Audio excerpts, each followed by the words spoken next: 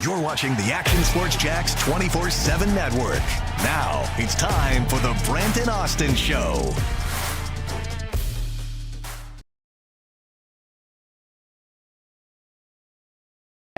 And there it is. All the media and everybody else converges on Indianapolis this time of year in late February into early March.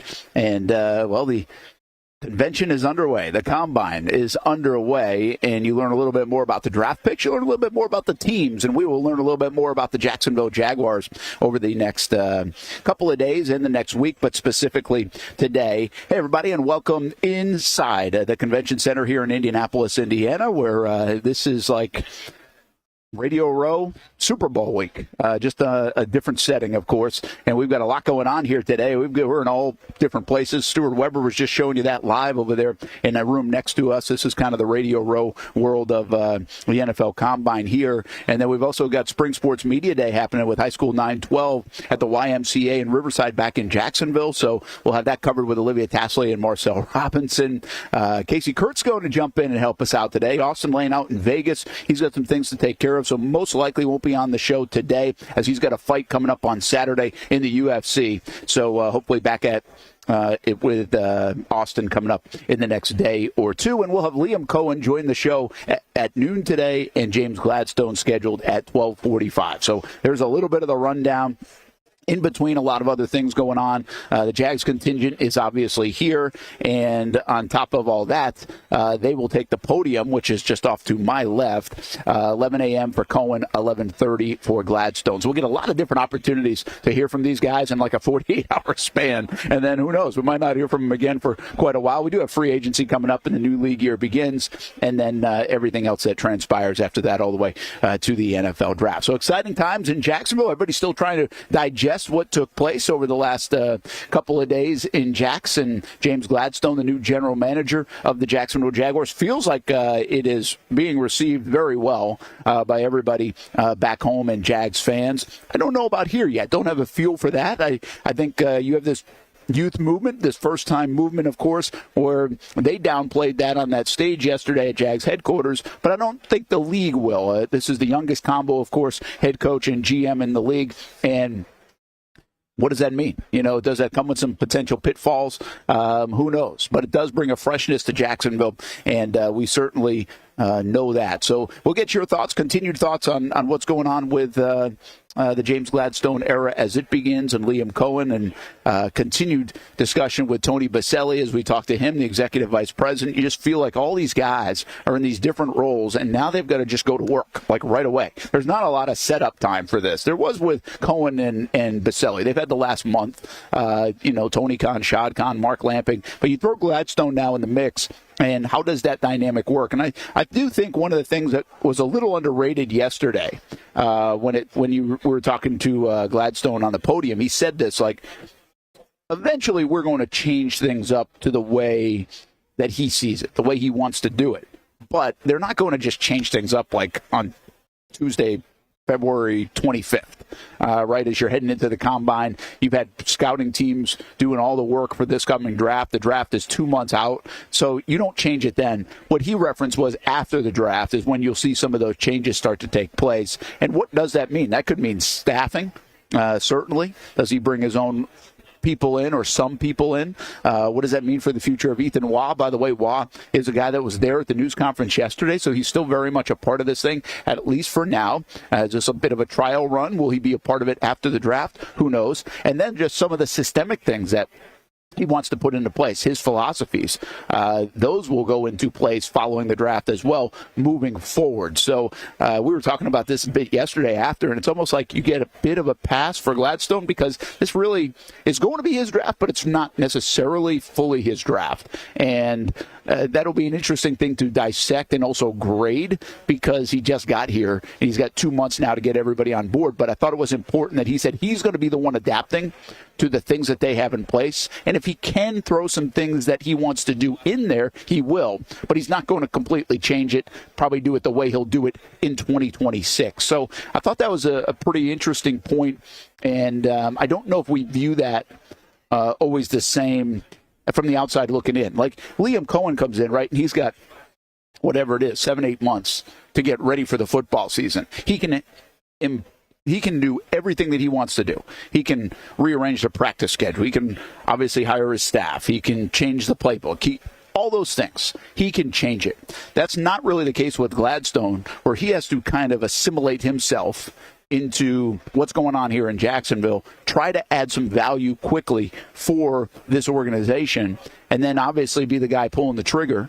But that's even going to come with a lot more input than maybe even next year would, where he would have a better feel for the board, what they're trying to do, what he's trying to do, all those systems now in place, what he had with the Rams, and other things that he wants to accomplish here in Jacksonville. So I do think that dynamic is interesting. I asked him in our little short one-on-one yesterday, what's it going to be like to pull the trigger on those things. He didn't really feel like it would be that different, but he is going to be the guy doing that. And he does that before Liam Coen, as mentioned a lot yesterday on the show. Cohen's got until Sundays in the fall to figure that part out. Gladstone, he has to get going in free agency and everything else, and even just running this week. So I think there's a lot of fascinating, subtle things going on with how this all worked out. And in part, that worked out because, well, we were here 2 months ago on January 5th, not even 2 months ago. What's that, 6-7 weeks? And the Jags were losing another football game by a one-score contest to Indianapolis. And they were finishing up a year where they went 4-13. And wow, it feels like that was 3 years ago. Look what's transpired since then. And of course, the Gladstone part of this was never even in the immediate vision of Shad Khan when he turned Balky back and fired Doug Peterson. So the Cohen thing was all part of the plan. This wasn't necessarily part of the plan less than 2 months ago when we were in Indianapolis and it was snowing in the season finale. So just take a step back for a moment and think about where we are now versus where we were then. And wow, there's a lot going on with the Jacksonville Jaguars. We bring Jason Hamby into the fold. You'll hear a lot from him today. And part of this, when we'll duck out of here around between 11 and 12, probably not for the entirety of it, but Hamby and Casey Kurtz will help us along the way. We really want to try to get you as much reaction and hear from Gladstone and Cohen as much as possible over the next couple of hours. One of our main goals today, and I think you did that and got that a little bit yesterday as we were able to flip a lot of the sound around here on the show. We'll do the same today. But, Hamby, it is pretty wild. It hit me this morning as we walk out of our hotel. You know, you fly into Indy, and you know, where we stay in Indy, it is a great spot because everything's right around Lucas Oil Stadium and this convention center, and everything's built around it. So, like, we didn't walk, but you could walk. It's not a bad day, actually, here for winter in Indianapolis. But you walk out your hotel room and you see Lucas Oil Stadium, right? And it's like, man, we were just there on January 5th. Mm-hmm. And look at all that's changed. And, I mean, heck, look what's changed in a year since the last time we were here at this very event. But look what's just changed in the last 7 weeks with the Jacksonville Jaguars. Yeah, I mean, when you put out that picture this morning, it took me back to last year and the stories that were coming out. And holy cow, because that was, you know, obviously in the first couple of weeks of our show. And we hit the ground running with Balkan and the talk of Calvin Ridley and Josh Hines-Allen he was franchise tagged. That was the talk. Like, I think it was a few days before the combine, if I'm not mistaken, last year. And then the deal got done a few weeks after. But it was Calvin Ridley, and then Doug. It was the play calling again. And to think now we're meeting guys for the first time and just trying to get a feel for their personalities and how they go about their business. You know, a year ago, 6 weeks ago, the franchise is done in 180, and I think for the first time, this is kind of my thought experiment that we'll have to gauge week in and week out going forward. This is the first time that we can say in a long time, the Jags fan base that is that the organization has done what the fans wanted. They haven't done it because that's the fans wanted, but they've gone along, like the fans have been behind every move that's been made. And that's such a difference from how things have gone in years past, because the idea always is that if only the franchise, you know, would listen to the fans a little bit, they'd be on a better trajectory. Well, fans, you want to know if you're right? Well, they've pretty much done exactly what you've given your stamp of approval behind every move in the last 6 weeks. So you want to see if you're right. There ain't no fingers to point to point and blame if it doesn't work this time, because you went along with it, and I'm right in there with it as well. I'm a fan. Yeah, I think most people are fans of what's going on, but it is amazing the difference how we got to this point, right? I mean, now listen, most people are going to embrace the change, especially when things don't go well. So you got that part, that's pretty good, but not everybody's going to embrace it, especially when it's this different with the Jags. I mean, they go in 39-year-old head coach, you go in 34-year-old GM. It does feel different, as we talked a lot about yesterday from Jacksonville, that this is not the same old thing. This doesn't feel like the same old NFL thing happening. So not everybody's got to embrace that, but I do think a lot of people embrace what 7 weeks ago was, and that was Trent Baalke was still the GM of the Jags, and now that part is gone, now they would embrace almost anything, right? I mean, Shad Khan and the Jags in general, for building momentum, had a little bit of that in their back pocket. Now, they didn't really know it at the time, I don't think, or acted on it. But once that pivot took place a couple weeks into January, that became a big rallying cry for this Jacksonville Jaguars fan base to be able to say, hey, we're ready to go now, and let's go. Let's go probably buy some season tickets. Let's get behind this thing. Let's see where this can take us. And I think the excitement level is really high on the freshness of this. And I give Jags fans a lot of credit because I think they do embrace this. I don't know if people wanted Ian Cunningham over James Gladstone, or maybe you still wanted Ben Johnson over Liam Coen. I mean, there are parts of that you're like, okay, where was this going to land? Where did you want it to land? Doesn't always land where you want it to go, but I think everybody's pretty happy with where the Jags are right now. Now, I will say this, cautionary tale. A year ago when we were here in Indianapolis and Doug Peterson was answering questions, I think people were pretty happy about where the Jags were at that point, too, overall. Now, they were coming off a disappointing finish to the season, but they still saw a trajectory where this could be good. And then last year happened. And so now you've got a different kind of look at the future here in Jacksonville. C. Fortner says, Leafs fans won't be able to act like they're smart GM now. There's a little bit to that, right? I mean, there's a little bit to that. Like, if the fans have been right, if you look at it that way, more often than not. Now, I always say this about the NFL. There's like three things, in my opinion, because the NFL can be really hard to win, that you can easily sign up for if you want to be negative, especially, and you're probably going to be right more often than not. One is the coach. I mean, the coaches don't usually last long in the NFL. So if you are not a big fan of the coach in place, you're probably going to be right in like a 3 or 4 year window. The other one is the quarterback. Like, if you draft the quarterback and you're critical of the quarterback, and most people try to rally around the quarterback, it's fun. But if you're critical of who they took and where they took them and everything else, there's a really good chance you're going to be right. It's hard to be a really good quarterback in the NFL. And unless you're an elite one, you can always do better. And then the other thing is just in general, like, what they're picking in the draft and everything else. You could sit there coming out of every draft and be like, I don't like what they're doing. I don't like this. I don't like that. Because, well, it's hard to win in the NFL. I always go back to Phil Simms. We're up in New York, and Phil Simms is like, I don't think this is one of the years like where the Jags thought they were going to be good. I think it was like 2016. And he's like, I don't know why everybody's thinking they're going to be that good. Like, it feels like there's a little bit too much hype coming out on the Jags. He said, it's hard to go to 8-8 in the NFL. 8-8's like pretty good in the NFL. That's what Phil Simms said. It's hard to win in the NFL. So you take those three things, and I think if you wanted to be on the negative side of this, you could easily count against this one not working. Easily. Because it's new, it's different, and almost like the Murphy's Law of the NFL says, most of it doesn't work, and especially in Jacksonville. So you do have that element of everything else. But I think what everybody's saying, Delphonic really wants me to take the envelope game out. Wednesday, man, I got to get back to the envelope box, all right? Tomorrow, we'll do the envelope game. We had a lot in, so we'll see how everybody did. I haven't really even seen them yet, but we'll see how that goes. And I think it's pretty crystal clear. Delphonic got Gladstone. How many other people did get Gladstone on the pick, and how many wanted that will be something to keep an eye on. Yeah, there it is. There's the envelope box. There's the post office box. Back to that on Wednesday.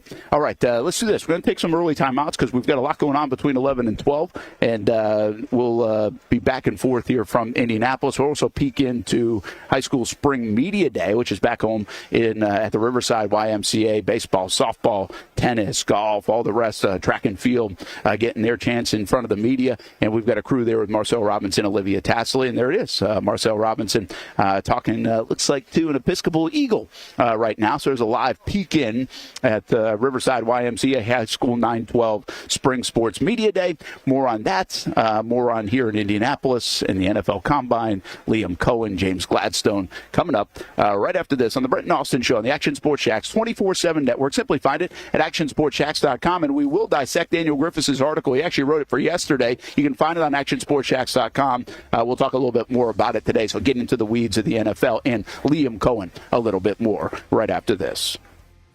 When it's time to get a new car for anyone in your family, just remember, nobody but Nimnick, the #1 Buick GMC dealer in Jacksonville. Get the latest price breaks on 2023 and 2024 models or the newest 2025 vehicles in the showroom on Phillips Highway, or shop online at nimnickbuickgmc.com 24 hours a day. GMC Sierras, Yukons, and the redesigned Acadias, or get the all-new redesigned line with Buicks. It's nobody but Nimnick, and part of the reason why is this is a first-class buying experience here at Nimnick Buick GMC. You're not just a customer, you're a friend. This is about getting a vehicle that best fits you and getting you on the road, and also helping you and your family down the road. Nimnick has a treating you right guarantee, courtesy, respect, fairness. And most Buicks, GMCs, and Jacksonville's only Car Bravo dealer, nobody but Nimnick. Who has put in the most years and stands behind a better experience? Nobody but Nimnick. GMC, we are professional grade. 2024 provided plenty of memorable moments for the Jacksonville Armada on the pitch, including another conference championship game appearance for Tommy Krasanovich's under-23 men's team. They sit in the dying moments. Debuting this year for the first time, the girls in blue, as the Armada fielded a women's under-23 side in the WPSL and made its presence known with some highlight moments. Potential goal of the season. Then attention turned to the future, with MLS Next teams representing the Armada badge in 3 age divisions this fall, including an under-19 squad ranking among the best in the state. Those teams are a big focus on Fleet and Footy, covering the big soccer stories each week on the Action Sports Shacks 24/7 network. I'll put one in the back of the net for you. Join us for player profiles, fun interviews, and the very latest on the Fleet and all things footy. That's every Thursday at 2 p.m. I've been telling you about CGC Water Treatment and Plumbing for a long time now. Their drinking water systems remove up to 99% of contaminants. We've had a Connecticut water softener and drinking water system in our home for more than 7 years. You can see the difference whether you're washing clothes, the dishes, or what I like to do most, fill this up for some coffee every morning, and mostly all day. Remember, if you're not filtering your water, you are the filter. Don't be the filter. Right now, you can save $500 on a Connecticut Premier Softener and get a free Connect Salt Monitor with purchase. The experts at CGC Water Treatment and Plumbing will test your water for free and determine your water score. Don't know your water score? CGC will find out and recommend the appropriate Connecticut water treatment solutions so you can improve it. Call 904-552-1242 or visit cgcwater.com. Ask about our 90-day love it or leave it guarantee. CGC Water Treatment and Plumbing, an authorized independent Connecticut dealer. Florida license number CFC 1432579. There's a saying in sports, you can't win them all, but you can win a lot with good folks on your team. Like that one painter, First Coast. It's tough to beat the sun in Florida, so your home fades. It's tough to beat that HOA when they come calling. Beat the sun, beat the HOA with that one painter, First Coast. And it's a good time to do it. Less rain to work around, and painting in mild temperatures is perfect. After all, the paint bonds to the surface so much better.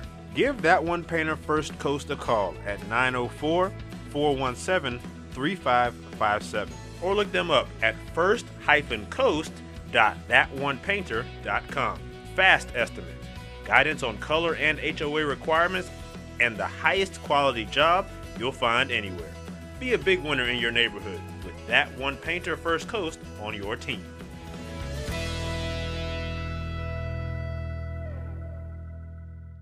When it comes to trucks, I know exactly what I want. And at Bozard Ford, they make it easy to get exactly that. Let's go make this truck a little more my style.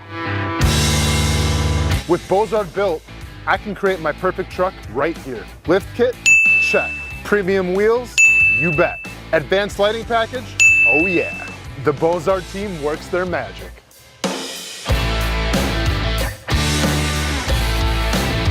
From bumper to tailgate, I'm making this truck mine.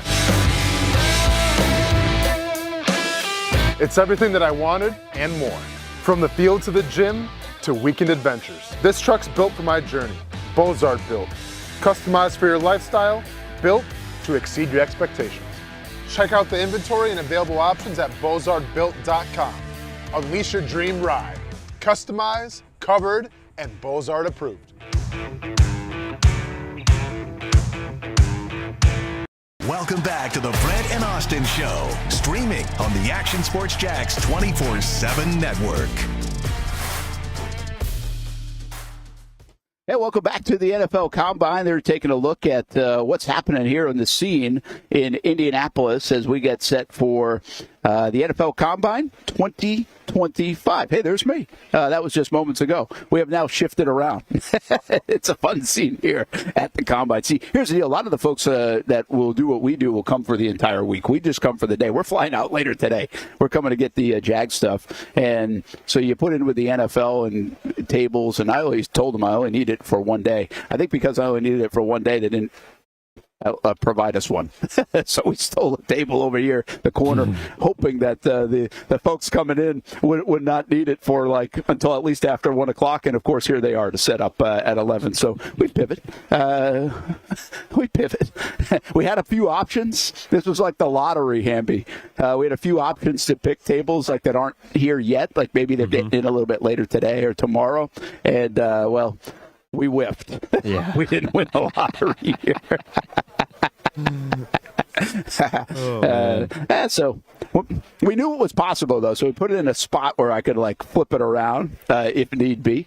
And this actually might be a lot better for when we get Liam Coen on and James Gladstone on a little bit later because it'll be away from all the traffic. So we'll see how that goes. Coming up, a lot happening here as we try to get organized. Really, one of the big things I want to try to be able to give you Coen and Gladstone and those guys talking. So they'll be on the podium, and then they'll talk to the media right after, and then they're going to come over to us in the 12 o'clock hour. So there's really a lot to dissect. And, you got all the big, like CBS Sports and NFL Network and Sirius and then all the teams. That's how this has really changed because everybody and all the teams have their own media departments and big media departments. So most of this setup now, when you see Radio Row and other things, are the teams that are set up here at the NFL Combine. But it's still kind of fun, Hamby, but not for the whole week. So we're getting out of here. Are you looking forward to seeing anybody this week from a player standpoint?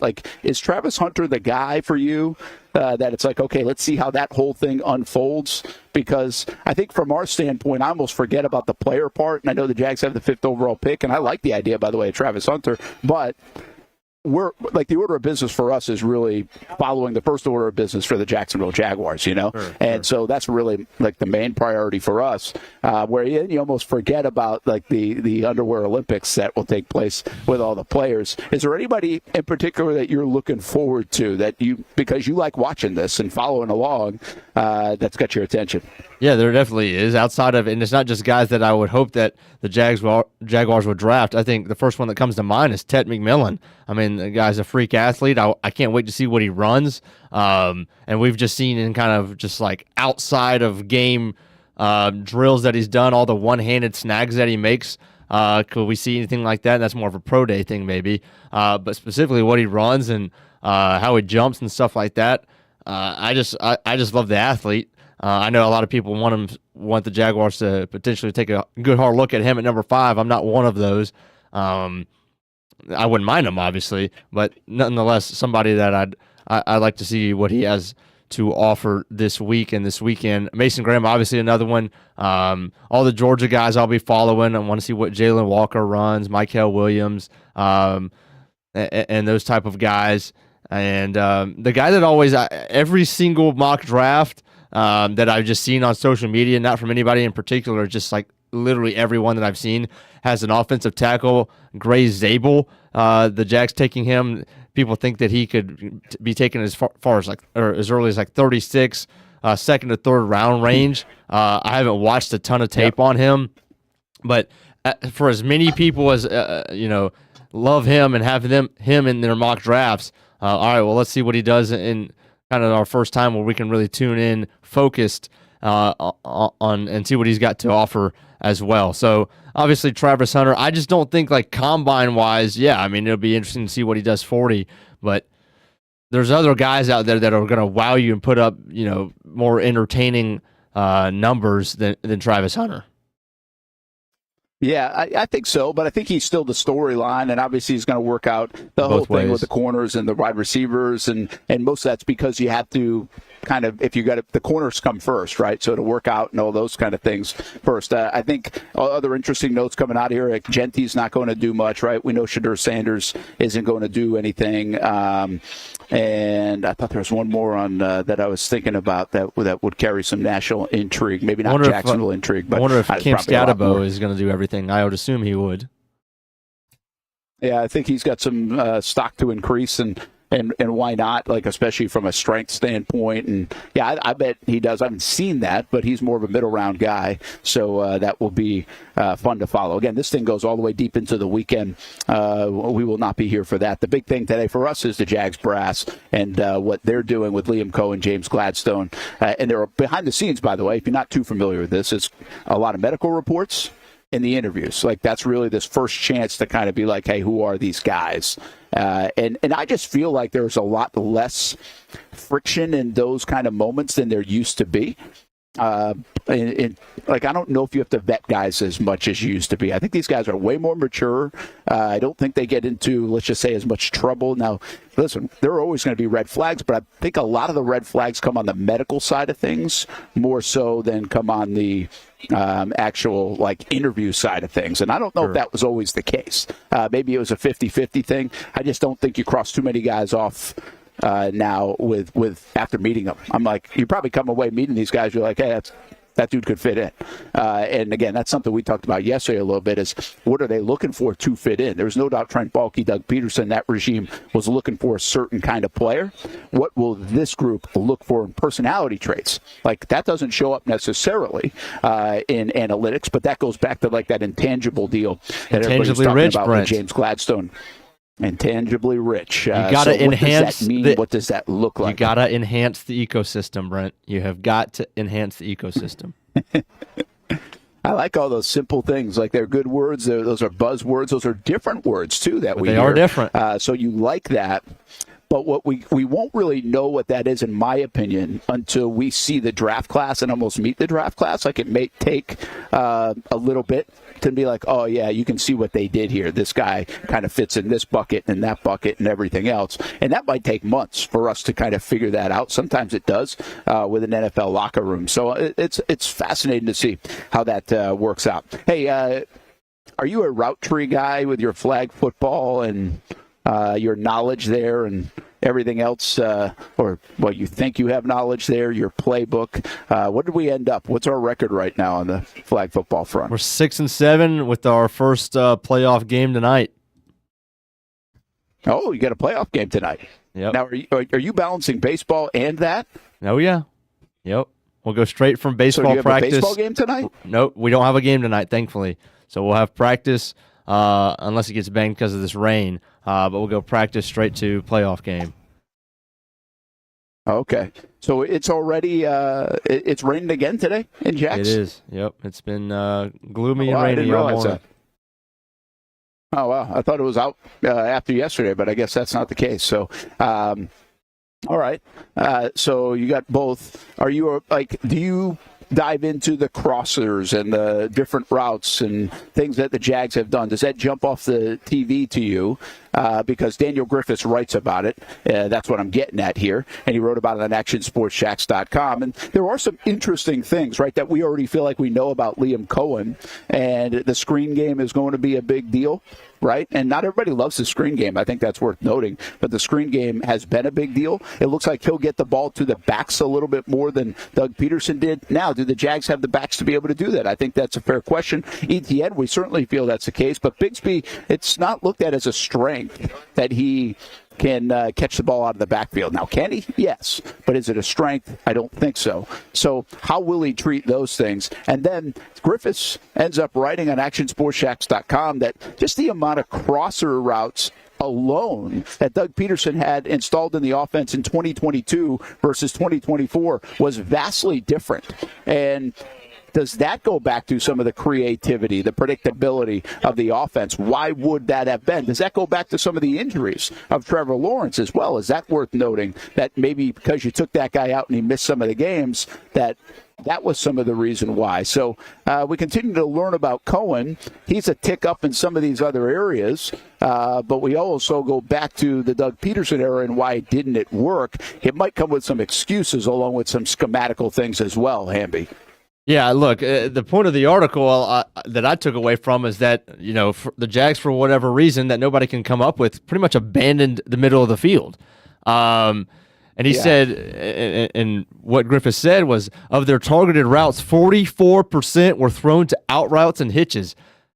That should confirm for Jags fans what they already know, which that puts the stat behind it. It's like, holy cow, they're throwing, the 5-yard hitch to the outside release, and they're getting out of bounds. And why that's an issue is because when you have playmakers like Brian Thomas Jr., okay, if I'm catching the ball on the sideline after a 5-yard hitch with my back turned to the defender, there's very little opportunity for run after the catch, right? And that's what we've seen really take over the NFL. I'm not necessarily just in years past, but that's what we've seen really works. And the best offenses put their receivers in the best positions to catch the ball, make a move, and get to open grass, right? We want to run to open grass as much as possible, and when we're doing outs, we're running to boundary. When we're running hitches, we're running back to the line of scrimmage. Those plays work, but if you're running that half of the time, and that's half of your targeted routes, that's almost insane. And to abandon the middle of the field, I think he had, let me see if I can find, he said in 2022, which was the Jags' best statistical offensive year of the last 3, the Jaguars targeted crossers 62 times. That was 10th most in the NFL. But for whatever reason, they abandoned it in 2023. They ranked 31st. Last year, dead last. Again, I feel like a part of this, before we get to, because to me, right off the bat, this should be hammered. However, Mac Jones playing almost a third of the season plays a huge part of this. Now, 2023, they were 31st, though, where Trevor was banged up, but he still played almost every game and took almost every snap. This is I can't find a reason why this is the case. When Trevor was drafted, the hype was unbelievable over the middle thrower. Like, roll him out, get a guy coming a deep crosser from the other side, let him roll to that side, and let him hit him for 25 and give him space to go. Like, that was the bread and butter, it seemed like. And for the Jags to abandon this, pretty much, you're 31st and you're 32nd, you abandoned it. Those are your chunk plays. You have to have chunk plays in the NFL, where this is. We talked all season long. The Jags can cross the 50-yard line. They cross midfield, but they never get it into the red area and finish. Well, because you're having to dink and dunk all the way down, you're not hitting enough chunk plays. Your biggest chunk plays are bombs to Brian Thomas Jr., which you cannot depend on for possession in and possession out, and you're hoping for a 10-yard, 15-yard run from Tank or ETN. You've got to get mesh routes, especially against man, which they never did, according to these stats that we're looking at right here, because those are your man beaters. Those are your getting guys in space and running the grass and giving your playmakers a shot. The Jags just didn't do it. So there's a lot of fault, I feel like, across the board but there's like more head scratching more than anything. Yeah, it's an interesting thing. You brought up a lot of different stuff there, right? And I think, first of all, you got to note the injuries. The injuries to Trevor last couple of years. The injuries to Christian Kirk the last couple of years. The injuries to Gabe Davis this year. The injury to Evan Ingram for 8 games or more this year. So I don't know how that can't be a factor. Who do you trust? Like, right? Mm-hmm. What are you throwing? What best suits Trevor versus, you said, even Mac, but I would extend it to what are you comfortable with in terms of running from a receiving standpoint? What are they good at? Everything else. What are you confident in trust? And then the other thing is this. Listen, the middle of the field is always, it has been talked about for a few years now, a couple years, but the Jags were also trying to eliminate mistakes from Trevor, right? So where do mistakes happen? A lot of times over the middle of that field. You can protect yourself with the boundaries and everything else if you're throwing outside. And one thing about Trevor is he really throws the out pass very well. Now, they throw it, I think if you're looking at that graphic, some of the best in the league. I think it's second on that chart, if I'm not mistaken. So they do that. Now, there's another twist to this story, in my opinion. You did bring up the one thing of 2023 specifically. I remember diagnosing this and really doing almost like a quick study on it. The Jags got across midfield, but they weren't able to score so many different times. It was an insane amount of times that they either had turnover on downs, turnovers, missed field goals, whatever it might be, and didn't even score. But I think the other part of this, too, is that if I told you 3 years ago when Doug Peterson came into Jacksonville that they were going to be one of the most explosive teams percentage-wise in the NFL, that they were going to get the ball down the field more, I think people would have really celebrated that. Mm-hmm. I think people would have been like, oh, yeah. So I don't think we can dismiss that part of Doug. If we're going to bring up this other stuff, the one thing Doug and Press were really good at this year was utilizing, at least early, Trevor's ability to go down the field, his want to push it down the field. And then you get Brian Thomas and others involved. But, I mean, we know going back to 2022, Zay Jones, Christian Kirk, others really contributed to that. Marvin Jones, right? So I know everything is always going to be like, oh, it was all bad, all bad, all bad. I actually like some of these numbers that showcase Doug and Press and their ability to move the ball downfield and push it downfield. I think a lot of people like that, too. I just don't know if they want to admit it or acknowledge it in a conversation like this. So there's a lot going on here in this kind of discussion. I also think the one last part of this Daniel Griffith's article that I'll jump on right now is, like, there's not a crazy trend here with Tampa and Liam Coen, in my opinion. There's not something crazy that on that red part of the graph that you see that they did, like, way more than the Jags were doing, I don't think. And then the other part of it is this are we getting the Bucs version or are we getting the Rams version of a Liam Coen system? Maybe I'll ask him that a bit today. Remind me about that. That might be good, right? Because how much of it is it morphed? Because it's not always the same, right? Based on personnel.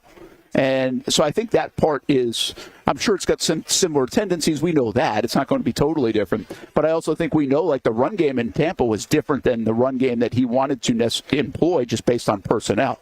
So I think there's a lot there.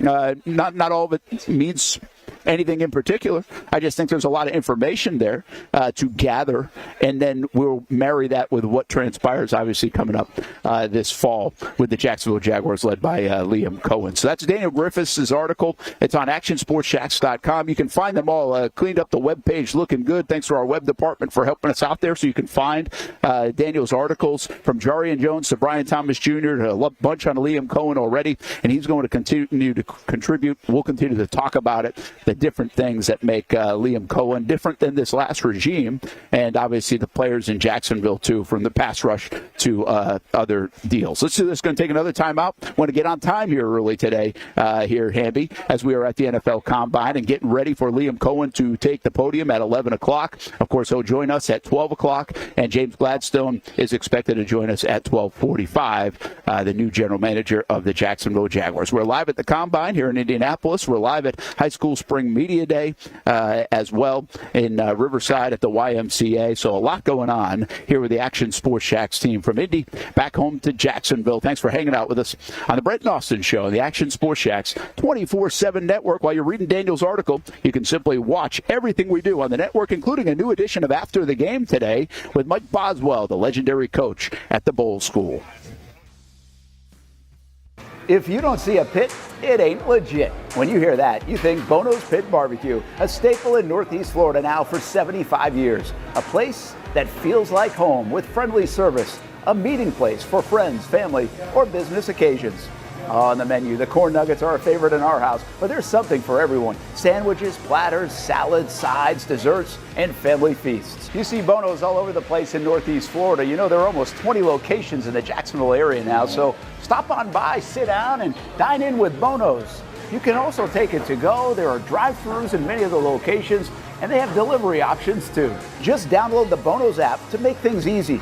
I signed up for the loyalty program, and you can too, to get special offers. If Jacksonville is home, few things feel more Jacksonville than Bono's Pit Barbecue. Celebrate 75 years and many more to come.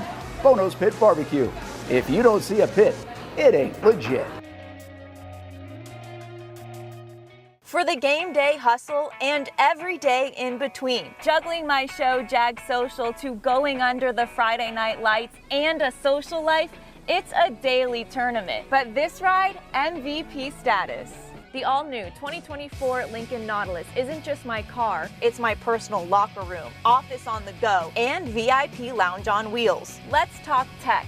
My profile remembers everything from customizing my dash display to setting the ambient lighting and my signature scent. And wireless charging, essential for live tweeting scores. Whether I'm packing for a beach day with friends or heading to the gym, there's space for every passion. After dominating all day, this becomes my recovery zone. The massage feature is like having a personal PT on call. Life's a non-stop game, but with this ride, I'm always on my A game. The 2024 Lincoln Nautilus. Drive your passion. You trust CGC to make your water great, and now you can trust CGC with your plumbing needs as well. Fast, convenient scheduling, licensed and insured. A quick call away at 904-552-1242. You never know when you're going to have an issue with a shower, toilet, or maybe it's a sink that sometimes is easy to fix. All right, let's be honest. I'm not fixing anything. I'm totally staging this because when I have a plumbing problem, I call CGC Water Treatment and Plumbing. Trained professionals, transparent pricing, customer satisfaction. Small problem or even a bigger issue. Right now, you can take 10% off any water heater. The experts with 25 years of experience at CGC Water Treatment and Plumbing can do it all. Call 904-552-1242 or visit cgcwater.com. For a limited time, CGC is waiving the trip charge on all related plumbing calls. CGC Water Treatment and Plumbing, an authorized independent Connecticut dealer. Florida license number CFC 1432579.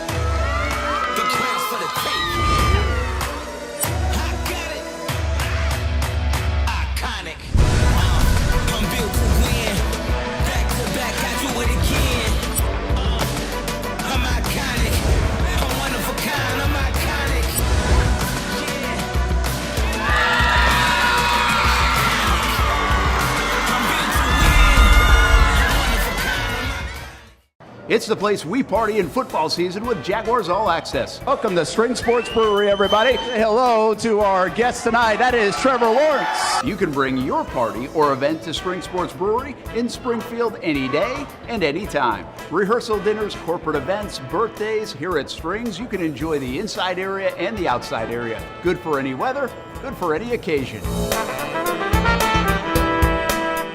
Watch the games, play the games, shoot some hoops. Beer?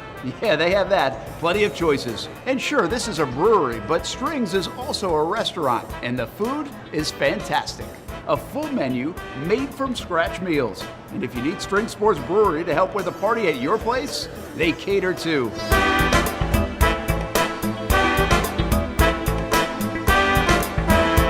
Family, beer, food, sports. Spring Sports Brewery in Springfield.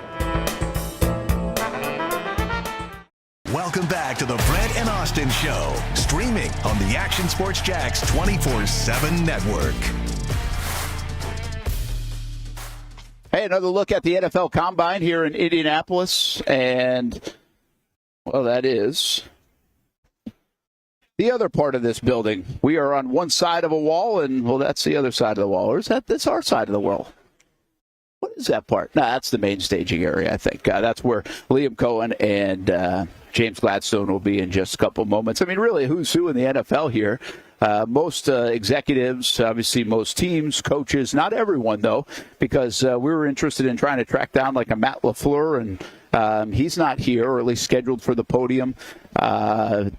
Sean McDermott went yesterday. The Rams brass doesn't do this. So, again, very interesting. Some of the conversations we've had, it'll be interesting to see if the Jags do it like the Rams way, because if you think about LaFleur, he's not here, like where that falls into, or if they kind of do their own thing for years to come here at the NFL Combine. So Brent Martineau here, along with Stuart Weber, by the way.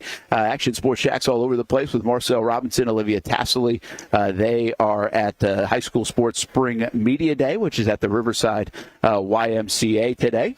And catching up with the kids. We'll have that on the Action Sports Jax 24/7 network. Hours of coverage there for you parents and kids that we usually put up there and keep up there for the spring season to go check in with some of the teams and players that are in the area. Got a big lineup today, including after the game. I mentioned Mike Boswell, the Bulls coach, joins Josh Baker after the game with Baker Sports coming up at 1 o'clock. It's a new episode on the network, and that'll play a couple more times this week, too. So we keep putting our lineup out there. You can find a little bit of everything on the Action Sports Jax 24/7 network each and every day, and it varies from day to day. The simple way to do it is find it on actionsportsjax.com. All right, Hamby, had some fun yesterday on my way to Indianapolis, because I was walking through like the Jacksonville airport, and it's just every time you're in that airport, you're like, this place is the greatest, and it's easy to navigate. So like our flight left at 7:15, and we were leaving the station at about 5:05. We figured we'd give ourselves some time because you're going in, traffic time. Well, we had like no problem getting up and getting in and getting through security. There was like nobody there. I didn't say nobody, but wasn't much. 5-minute wait, even if you didn't have TSA pre-check, okay? That's how quiet it was at the airport.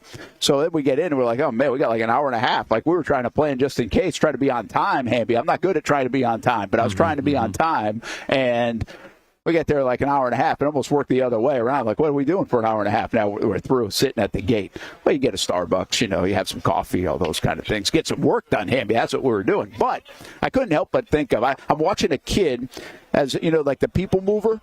You're sitting on like the C4 section where like Southwest flies out. And I'm watching two kids, and they're on scooters just driving around the big loop around the people movers. I mean, these kids had the airport to themselves, man, and they were on little scooters. Did you join them? This is the greatest place. No, but this is the greatest place. So I couldn't believe the traction that this got. I just said, if there's one thing I wouldn't change about Jacksonville, it's the airport. Like, I know we keep getting bigger and bigger and everything else, and that's going to happen. They're actually doing some work to the airport right now, adding back that B gate, and probably at some point down the road, there are going to be so many people in Jacksonville where we're even bigger. Some of the feedback I got, there aren't enough direct flights, there aren't enough international flights. And I'm like, well, listen, that's part of the reason why the airport's so great, too. Yeah. You can get through it and no problem. So I take the good with the bad, and I like the good, man. So I just said, if there is one thing that I would never change about Jacksonville, the airport would be close to the top of my list. I don't know how close it is to the top of your list, Hamby, but I did kind of jog a thought in my mind. Like, is there something about Jacksonville where you grew up here that you're like, man, don't ever change it, even as we keep getting bigger, even if we're building stadiums, even if, we get more Fortune 500 companies, blah, blah, blah, blah, blah. Like, don't ever change this about Jacksonville. Is there anything? This one was actually a lot tougher than I anticipated. You would think, me living here for 21 and a half of pretty much 24 and a half years, that I would have come up with some more things right off the bat, but it kind of I kind of struggle through it. One of the best things I think about Jacksonville is, all the Braves and Georgia fans that I always get honked at, or I'll get a Go Dogs whenever I'm wearing a Georgia hat or a Braves hat. I'll get a Go Braves. So I appreciate that. I hope that never changes. That Jacksonville is almost like southeast Georgia in a sense because of how many people from small town Georgias have migrated here, my parents included. Obviously, I'll throw the Duvals in there that, at any point, at any time, pretty much outside of a funeral service or a church service, there's always an opportunity for someone to get a Duval out. I really appreciate that. But most of my affinities for the city do come from the beach. So I've always appreciated, the fact that, we have so many public beaches. So I guess that was one of the other things that came to mind, that, it's not South Florida where it seems almost hard to get to a public beach where you're always going to be crammed up against 6 other different parties at the beach. And you can kind of find your own way. And, if you want to go to the crowded, and you can go there. If you wanted to go to the place where you might not see anybody for half a mile, you can go there as well. So those were some of the things at the top of my list. I haven't been to the airport enough to, as you, who's one of their most frequent flyers, to have that much of an appreciation for it. Yeah. Well, we get there quite a bit, no doubt about that. So it's definitely well traveled by the Martineau family, or by the Action Sports Jacks team, I should say. Really is who travels quite a bit out of there, but. It just got me thinking. It doesn't have to be like a spontaneous question now, but it's just, what else in Jacksonville? Like, I'm thinking just even maybe a little dive lunch spots or breakfast spot or whatever it might be. It's because as things, change and as you get bigger, I think I heard a metric recently that Jacksonville in 2000 and I'm going to use 12, 13, 14, somewhere in that area, okay? I don't know exactly what year. Had about 800,000 people in Jacksonville. Mm-hmm. And now, a little bit more than a decade later, 1.4 million people in Jacksonville. So think about that. Like, if I'm right on that, and I heard that correctly, you're almost doubling that. Well, it's not like it's slowing down in Jacksonville right now. I mean, I think things are going to continue to grow. I don't know what that looks like in another 10 years. But I think about places like down where I live in St. Johns County, around 210, used to be a dirt road, like shortly before I got there, like in the early 2000s, and people watched that bill. And then what about, like, if you're up in Yulee, speaking of near the airport, and I always think about this when I go up to Yulee or going out to Fernandina Beach, and I'm like, these folks, they thought they were in the sticks, man. They were like, they were loving life. And then all of a sudden, boom, like it just popped. You got every place off the exit there. And I bet a lot of people don't like that, right? Brent, that actually brings me to a story that we ran. You lose some of that. We actually ran a story on this last night and this morning. You can find it on actionnewsjacks.com. I believe if I have this right, that there is a road called Quiet Country Lane or Quiet Country Road, and the people there moved there because of what the name of the street entails. However, there's a development or proposal for them to build 140 new homes right in that area, and the people who live there on Quiet Country are pretty opposed to that. So I believe there's a meeting coming up for that, and we'll see if Quiet Country becomes Loud Country. We'll see. Yeah, that does happen, I mean, that's part of it, that in the growing cities, and we're looking at one here in Indianapolis. This place is still, I was actually thinking of driving in today in Indianapolis, and maybe there are shows like this, and there probably are, right? But it would be kind of cool to do a series on, I don't think like your big cities. I'm not talking about Chicago, Los Angeles, Boston. I'm talking about cities like this. And obviously you have like Charlotte that's really grown, and Nashville it's really grown, or Jacksonville it's really grown, and there are other places. But like, think about this place. Like, we call it the house that Peyton built, right? And in terms of the stadium. But along that same time, you were getting this boom of hey, you're right in the middle of the country and this huge convention center, and they've got, like, you walk in the airport now in Indianapolis and they've got, okay, the Big Ten championship is here on March 5th to the 7th, and then first round of the NCAA tournament's here, and obviously you got the combine. I mean, there's always an event in Indianapolis. I would just love to know, just from a curiosity standpoint, like, who really did design it that way? Like, when did that take off? And it was right around that time, I think, in the mid to late 90s. But also, like, whose idea was that? Somebody should get credit for that. Somebody do a special on that or a show on that. I think it would be kind of fascinating to watch the growth of some of these cities, and Jacksonville would quite frankly be one of them, which we can chronicle, of course, all the time back home. So anyway, that's where my mind wanders on a Tuesday on the road here in Indianapolis. From the airport to let's do a special on American cities that have grown a lot. I'm sure you could do because the ones that get attention are the ones that have not grown, right? Or things have changed. Like, those are the things that get attention. Like, for a decade or so, people have been doing things on Detroit, or maybe it's 2 decades, in other cities, and maybe like the industrial stuff. I'm getting way outside the sports realm here, but that's what people like really do stories on. Like, those are the things that you see. What about the ones that have really grown? I want to see that. I'm sure, again, if I really wanted to go find it, I'm sure I could find it. I don't really live in that arena very much, but I was thinking of it a little bit this morning. One other really random thought before I get out of here and go see those guys at the podium. How about Detroit lately? The Detroit Pistons had like the worst record they hardly won a game last year in the NBA. They won like 7 in a row, and they're fighting for a home playoff is what I saw. And then the Lions, times are good right now, Hamby, in Detroit. Like, if you could get the Tigers to play pretty well, and the Red Wings. The Red Wings are the ones that used to always play well. They're really not that great, Austen says. But if you could get the Tigers to play well, too, might be onto something in Detroit. They got a little momentum on the sports teams. I mean, so that's it. My only NBA Tigers thought, good, right? No. Oh, well, they're up and coming. They got some solid young talent. So we'll see. I mean, and they're in a pretty weak division. So I feel like they might be able to compete this year. They believe they will. They got Gleyber Torres and Javi Baez rooting down the middle of that infield. So we might see 400 strikeouts between the two of them before the All-Star break. But hey, they might. We'll see. Remember, Javi's really lost a step or two, hasn't he? Oh yeah. Like, he was like Acuna and De La Cruz. He was to me, he was like the most exciting player to watch, and you could have an argument about it, but he was in that mix. He's really fallen off. Obviously, he went to Arlington Country Day in Jacksonville.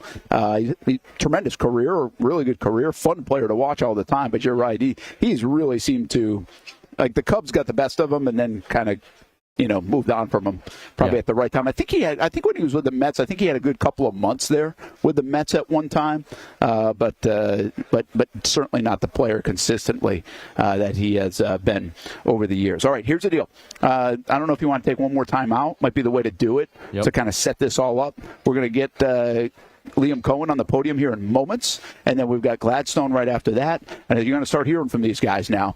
And then Casey Kurtz is going to jump in. He's going to flip some sound around. So we've got a lot going on. I know Stuart Weber's set up over there. The next hour is going to be fast and furious, and then we get Liam Coen to join us right here, and also James Gladstone in the noon hour, too. So we've got a lot happening here over the next couple of hours. Action Sports Jax 24/7 Network, Brent and Austen Show, and we are live at the NFL Combine 2025, and we're also live at Spring Sports Media Day. Marcel Robinson and the Spring Sports Stars of Jacksonville hanging out with the Action Sports Jax team here on this Tuesday morning, put on by High School 912. We'll be right back after this, live from Indy. The Tom Bush family of dealerships, they've been serving customers in the Jacksonville area for 55 years. They've been your go-to spot to get and stay on the road since 1970, and that's still the case here in 2025 and beyond, even if the cars have changed just a little bit. Check out the sleek line of vehicles of the future. That's right, electric vehicles. Tom Bush offers a full lineup of reliable electric cars with state-of-the-art service facilities. Like the new VinFast, Tom Bush is among the first dealers in the entire country to offer the VinFast, and let me tell you, this thing is sweet. The good folks at Tom Bush have all the info on charging, service, tax credits, and everything you need to keep your EV running smoothly. BMW, Mazda, Volkswagen, Mini, and the newly offered VinFast. There's something for everyone at the Tom Bush family of dealerships. Ready to join the Tom Bush family? Stop by the showroom or check out the inventory online at tombush.com. People helping people. It's at the core of what Alive Credit Union is all about, and it's been that way for over 70 years. From the start in 1954 to today, the mission remains to inspire financial wellness and give you a financially fit lifestyle. Alive Credit Union and its employees are committed to not only serving their valued members, but also our community here in Northeast Florida. I had a chance to see that commitment firsthand as Alive partnered with our Action Sports Jacks 24/7 team to bring you Armada men's and women's soccer broadcasts. Inside the 18, it is a shot, and it's a goal! Chloe Chivers! And that connection to the community continues with Alive Credit Union's support of the Police Athletic League of Jacksonville. Alive Credit Union's commitment to our community also involves serving the financial needs of all first responders through the recent merger partnership with City and Police Federal Credit Union. Join the community and become a member of Alive Credit Union today. Find out the many ways you can be inspired in financial wellness at alivecu.coop. For 60 years, the Bob Hayes Invitational Track Meet has provided competitive events, and we're also happy to provide scholarship opportunities too. Join us for the annual Hall of Fame Gala March 13th at the Potter's House and at the James Day Middle School Meet at UNF March 14th. There they go. And don't forget the annual Bob Hayes Track and Field Meet at UNF Saturday, March 15th. Get tickets and info at bhitm22.org. For vendors and partnerships, call 904-222-1075. I'm ready to show my hand, ready to take a stand, wait on a sign above, and I am ready, ready, 'cause I just live for the game, 'cause I just live for the game, 'cause I just live for the game. What is the Amelia, if you don't know?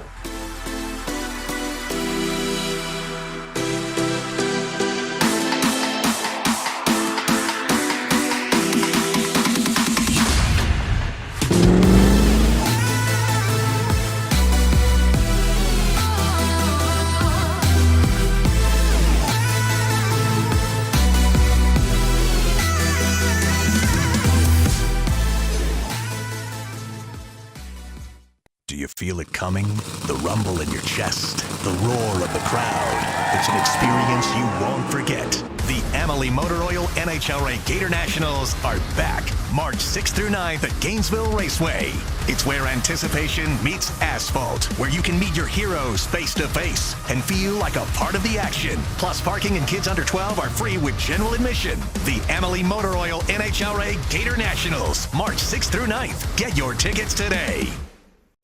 Just be yourself. Maybe we're talking about being a dad or a mom, a first responder or a teacher. Maybe it's a sports fan. We love those. We're talking about anyone in the Jacksonville community. At Community First Credit Union, just be yourself means being real. When you partner with Community First, it's straightforward. They're people connecting with you so you can be yourself. I've been coming here to Community First for years. This is the Bartram branch, the one I usually come to. And they have mortgage loans, personal loans, and auto loans. And I'm almost done paying off that truck loan. Just a few more months. Good rates, easy online banking, and friendly customer service when I have a question. It's easy to be myself with Community First. They live up to the slogan in their name. Community First has partnerships in the Jacksonville community with the Iceman, the Florida Theater, the Jacksonville Zoo, and many more. Visit one of the Jacksonville branches or find out all you can do with Community First Credit Union at communityfirstfl.org so you can just be yourself. Welcome back to the Brent and Austen Show, streaming on the Action Sports Jacks 24/7 network. Welcome back to the Brent and Austen Show. Taking another look in Indy at the NFL Combine as front office personnel continue to take the podium. And here, we're riding Hamby solo here just for a few minutes. Liam Coen is now at the podium. We will have that for you very shortly. But he has stepped up and began talking to local media. So we will have that within the next little bit. Casey Kurtz also will join us before too long, but for now, we're going to get into some more Gladstone takeaways from his press conference yesterday. Hop in the chat with me. We'd love to see what your feedback is, your questions. But as for yesterday, when I'm trying to think of some of the biggest takeaways from what I heard from Gladstone and kind of some of the more unprompted answers that he gave, the draft capital really sticks out, right? A guy who referenced it a lot of times, many times. The draft capital, 20 picks in 2 years. And what I found most interesting about that is it kind of echoed what Liam Coen had said in his introductory press conference. And when we asked him, what were one of the biggest draws as far as things that you believe you can work with going forward as the head coach of the Jacksonville Jaguars, he mentioned the draft capital as well, multiple times. 20 picks in 2 years, 20 picks in 2 years. And, for that to be mentioned that many times, and going back to yesterday, remember we pointed out, Trevor Lawrence wasn't mentioned. No player was mentioned, but the draft capital was, again, multiple times. That brings me to, look, in Jacksonville, we've gotten numb to draft capital. We don't want to hear it because it just hasn't gone right for us as far as the number of picks when we've traded stars for multiple picks, when we've traded players that we have that we feel loyalty to for multiple picks, and then we turn around and the picks that the players that we've chosen using those picks have not turned out, have not been anywhere near the caliber of the player that we traded away or that we used in a deal. So we've gotten numb. We've gotten numb to that, and that's just the way that it is around here because we don't want to hear it, and we've kind of lost our way with how much stock we put into it. We don't have a whole lot of excitement. Let me ask you, do you have a whole lot of excitement that the Jags have 20 picks in the next 2 years? Because compared to Liam Coen and Gladstone, no, you don't. And so we may have lost it, and because of that, sometimes I feel like we think, the NFL maybe is changing the way that they see draft capital. But it hasn't with them, right? They see it the way that the NFL, nothing's changed as far as Gladstone and Coen specifically and the way that they see it. That is one of their biggest draws. And so yesterday, Gladstone also said that he expects us to be a draft-building oriented team. We're going to build through the draft, and he said supplement with free agency. That's kind of the way of old, right? But that's the way that Gladstone sees it. And to me, that means slightly more patience as far as when we believe that our roster will be on par with some of the best teams, right? Or on par with what the Rams have been able to build in the last couple of years. But to me, it also says I need to raise my own expectations again. Forget the past slightly. Forget some of the Caldwell drafts. Forget some of the Baalke drafts. And again, we've talked about ad nauseum. Baalke does deserve a little bit more credit for his drafts than most would probably give him. Now, I'm not saying he did great, and I'm not saying he even did good, but I am saying, the way that he's talked about, you would think that he never hit on a single player outside of the first round. That's simply not true, right? But we have to raise our expectations again with Gladstone specifically as a guy who his MO, his bread and butter is the draft. That's what he focused on, obviously, with the Rams. He headed up that whole operation, and that's reason for excitement for me because that's something that we're not used to, right? I'm not used to going into a Jags draft thinking, last year, I got to be honest, once we get past the third round and really past the second round, I'm like, all right, well, I don't even really want to do a big deep dive into who we're taking in the fourth round. Jordan Jefferson was that guy last year, and it has nothing to do with Jordan Jefferson. Is like I'm not going to put a whole lot of stock and get my expectations up at all to any level about who the Jags are taking in the fourth round because why would I? Why would I? That's the kind of mindset I had. I would assume that most people, most fans would agree. And we're kind of in that same mindset. Once you kind of turn the draft off or you slam the focus downhill after we get past the first or second round because, it almost feels like a shot in the dark. Well, we've got to change that. We've got to change that around here. That's just not the way that it's going to be. Hopefully, that's not the way that it's at least set up or intended to be going forward. Because Gladstone's got 10 picks, and he'll have 10 picks next year. And look, what he references is that was the exact same situation that he was in the last year or last year or two with the Rams. They had the same exact amount of draft capital, and that's the way they were able to turn their franchise around. Obviously, after the Super Bowl run, they lose pieces. They lose Aaron Donald, and they rebuild fast. They rebuild real fast, 1 or 2 years. And they drafted, you look at their defense, and not just their defense, because Puka's in there as well, and Kyron Williams is in there as well. Two studs that were both right there for offensive rookie of the year. But specifically, the defense, they got 8-9 starters that they've drafted in the last 2 and maybe 3 years. And now that's not a specific number, but then I look at the Jags roster, and I'm like, what would it look like? Like, I'm trying to imagine what the Jags defense would look like if we had that level of success. And it's almost like, where would those players play? Like, where would they fit? Because we have too many starters. And you may say, well, look, that's the exact reason why you need to get rid of some guys that maybe are playing decently, that are not. It's because we've talked about, we got Josh, we got Trayvon, and everybody else. Mason Smith is an up and comer, but do we have? It seems like to me we have a lot of B players, especially on defense, offensive line as well. But that's the problem with the Jags rosters. Where do you part with guys? Where do you move on? Because you have decent players, but do you have great players other than Josh and Trayvon? Now Tyson is he's got to live up to that. Mason Smith, again, we don't really know exactly where to rate him because he's an up and comer and missed time and healthy scratch and all of those things that we know all too well were almost downplayed last year. But what would 10 starters or what would 8 new starters look like in 2 or 3 years on the Jags defense? Who on the active roster right now would even still be around? And that's one of the things that I think we're going to really have to pay attention to over this next, say, 24 months is, holy cow, like in 24 months, who's going to still be here? Who's still going to be here? Because if Gladstone has the success that he's had with the Rams and drafting the defensive side of the football, probably not going to be a whole lot. It's going to be a whole new look defense. I think that in my mind, Gladstone at some level was thinking, before I really want to shake up the offense, I really want to shake up the defense.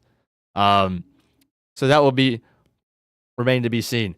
The biggest word I saw, the most used word on social media yesterday when referring to Gladstone was genius, right?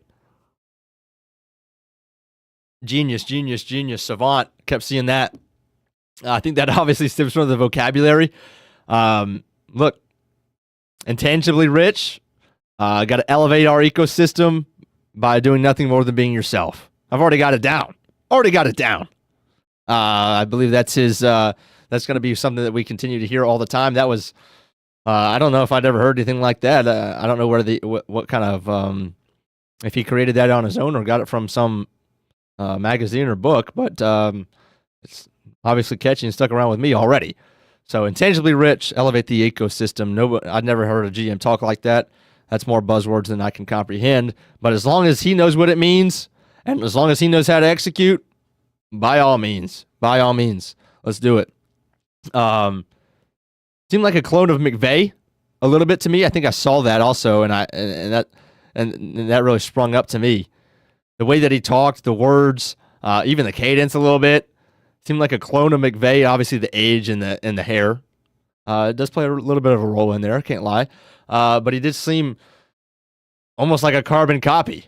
Not that he's intending to do so, not that he is. I'm sure there are plenty of facets where he's much different.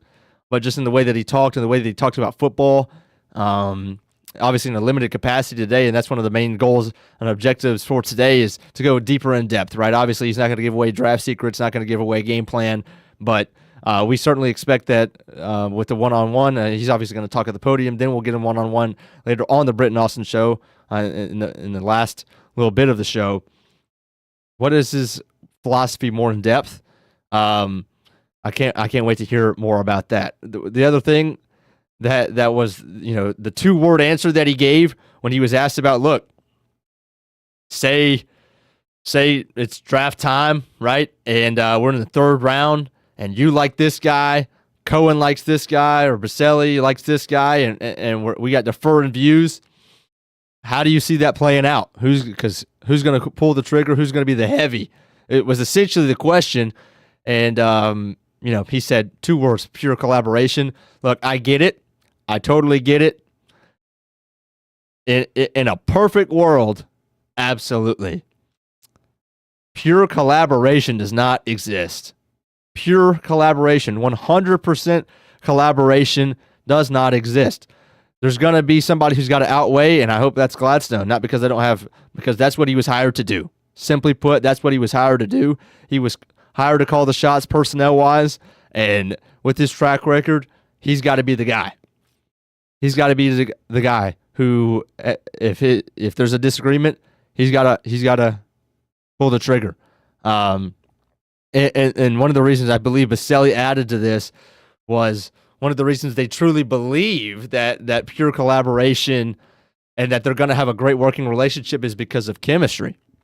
And that's great, because that's not something, I'm blanking on who asked the question, but I believe that in there was something like, we know that there hasn't always been 100% chemistry between coach and GM in the past. Obviously, if you've watched any amount of Jags football, you know that to be true. So it seems like already they're off to a head start on that. They've gotten a jump start on chemistry. We've talked a lot about yesterday, the alignment as far as even from the cons, from Baselli, Coen, Gladstone, all the way through even Coen's coordinators that speak his language, that they're on the same wave, right? That's great. However, it still doesn't solve the problem of, it doesn't matter how good your chemistry is, somebody's still going to have to call the shot. Somebody's still going to have to outweigh the opposing opinion at some level during the draft process, but most likely during the free agent process as well. So before we hear, I would encourage you to do the same. Where you just think generally Gladstone leans as far as draft, as far as which side of the ball or position group.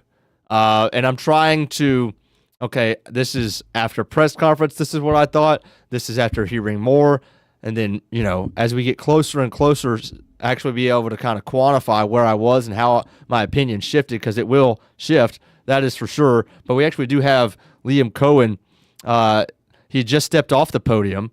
So I believe we're going to be able to take this. This is him meeting with local media. So let's check into this and see what we got. And the people that are passionate about it. What do you anticipate the challenges of being a first-time head coach and calling plays to be maybe the biggest challenges you're going to have to time management? I think just being really disciplined with time management, sticking to a schedule while still obviously allowing myself to be a little bit fluid and knowing where we're going to have to maybe pivot with time. I think this past year in Tampa was a result in a lot of ways of I was the most organized I'd ever been as a coach, right? Like stuck to a schedule, our mode of operation throughout the offseason, in season. It wasn't like a mad scramble all the time, and I'd been a part of that at different stops. I think that's going to be something that's critical to, how much am I involved in getting in the defensive meeting room, special teams, while also still knowing that I got to go call plays on Sunday. What do you try and get out of this week? Like I said up there, this is staff continuity for us. Like, it started on the plane, like hanging out with James, hanging out with Grant, hanging out with Tony and the guys, and it's continuity for us. Like, the offensive staff is meeting right now. about scheme. I just got out of a defensive line on free agency meeting, so we're all kind of connecting right now. I think the continuity piece is what we're trying to build while we're down here at this moment. And look, this is still development for them as well as, hey, how do they bridge a gap in terms of connections? Everybody, you want coaches that want to ascend and want to build relationships with other people. That's what this business is ultimately about. So, hey, how do we connect? How do we get into the weeds a little bit more of the roster, where we're trying to go, the scheme, while also giving these guys some ops to go out and meet and make those connections. Liam, walk us through the strength and conditioning and how you came to the hire, how you came to the decision to part ways with the previous staff. Yeah, so, Eric Ciano has been very well respected throughout this profession for the last, obviously, 15 years. He's a Springfield College grad. A ton of those guys have really gone on and ascended throughout the strength and conditioning world. Just the veteran experience, right? Everybody's talking about young and inexperienced. Well, I felt like it was kind of critical, more so just in there, to get somebody that's done it for a long time. Hey, we have to get through the AFC, right? We're going to have to go play physical. And I think that was something that we looked to maybe develop a little bit more in terms of that mentality, hey, how we want to play the game, our style and brand of football. He was critical to that hire. Has it been challenging to compartmentalize all the things that you need to do, want to do, and it's only been a month, but you have to still hire a staff, and there's a lot of things that you could do and hurry up to try to do, right? Yeah, it was the first thing you think about is the players, right? How do we go and compete to get the best possible staff for our players? That was the only focus, really, first and foremost, when we got hired. Now that we've got that in place, obviously got James in place at this point now. Well, now we can start to go make some actual decisions and evaluations of our current roster, the free agency market, and now getting to know some of these players that ultimately are going to be throughout this draft. So it hasn't been difficult to compartmentalize. It's more so just been the discipline in terms of how are we going to structure our day? How do I, use my time? And, the staff helps with that. How important was it having Ethan just around these last couple of weeks, months, just for the scouting process, free agency, all that? Mm-hmm. Critical. Ethan has been a great sounding board, obviously knowing the roster, right? Knowing the dynamics of some of the players, the evaluation process that led them to Jacksonville, whether it would be free agency, trade, or draft acquisition. So he's got a great pulse on that, and he's got a lot of experience that we've been able to lean on throughout the last couple of weeks. He's been nothing but supportive, so I've been pleased with him so far. How would you next couple of weeks in terms of getting your ideal for players communicated to personnel? I think the hire that we just made bridges that gap a lot quicker than maybe if we would have gone in a different direction. Just what we're looking for, the type of players that we want to bring into this ecosystem, into this organization. There's automatic alignment. Are we going to disagree? Absolutely. We're going to have different opinions. Absolutely. But knowing where James is coming from and that collaboration between coaches and personnel, I think has been just a critical bridge that automatically makes it a little bit easier for us to have those conversations and know the type of players that we're trying to go and bring into this organization. How would you describe your personality in terms of the way you deal with the players and relate to them? I would hope the guys would say, pretty genuine. I would hope that they would say that it's honest. I mean, I've had you had to have some difficult conversations with a lot of different players from all walks of life, from all different backgrounds. And I think that that's something that I've been able to do over the course of my career in connection, whether it be in the recruiting process in college, working through the NIL transfer landscape within the SEC, and also now coming into the National Football League and, working with a guy like Mike Evans that didn't need to, buy in and go do some of the things that he did. And all you got to do is really kind of go look at the tape, right? You watch Mike Evans going out and digging out support on safeties down in the box.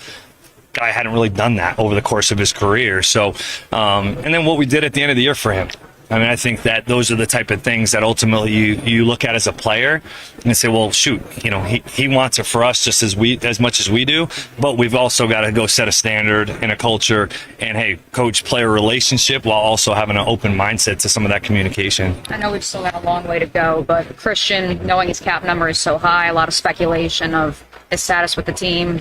What do you make of the situation? We haven't even gotten to that conversation. I've got a ton of respect for Christian.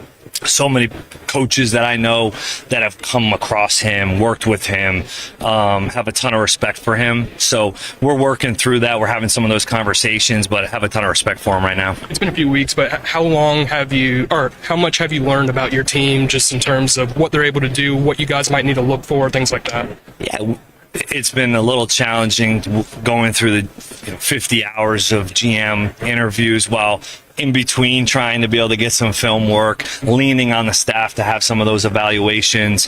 I think you guys know there's pieces in place, right? There's pieces in place, and there's some obvious places where we can improve and get better. You guys know what those are.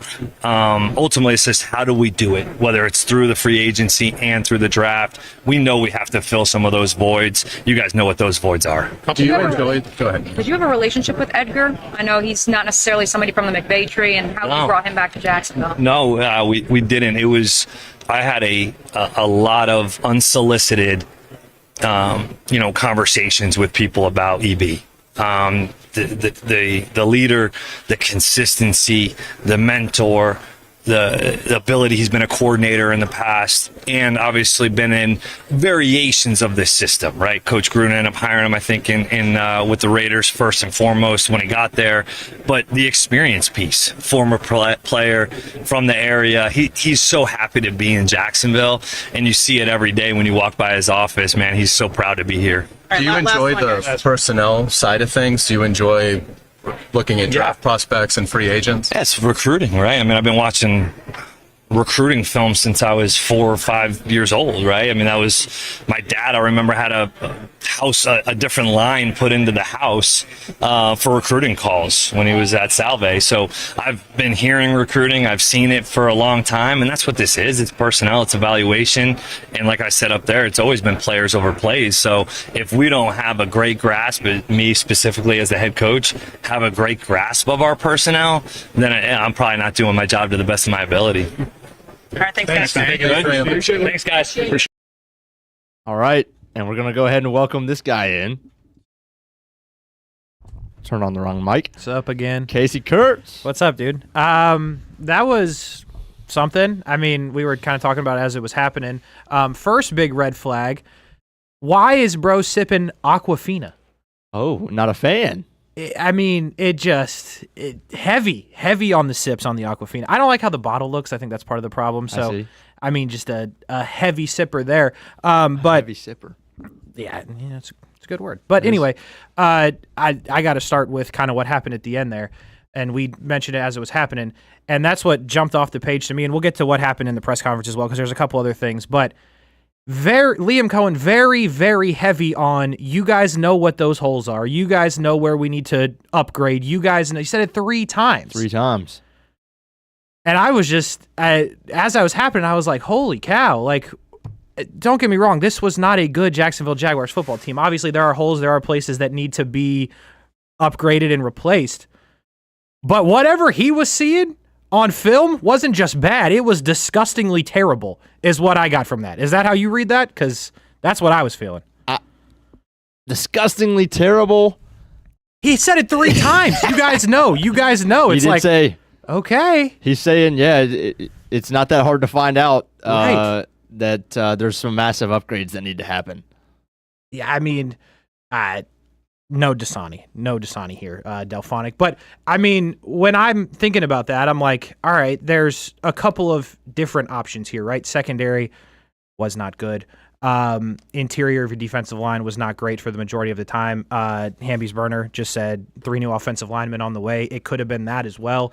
You did have injuries, but, I mean, holy cow. I just thought that was jumping off the page at how whatever he was seeing there, whether it was offensive, whether it was defensive, you'd feel good about your special teams. But he's not going to have it. Like, when I hear something like that, Hamby, it screams to me like big, massive wholesale changes. Really? Yeah.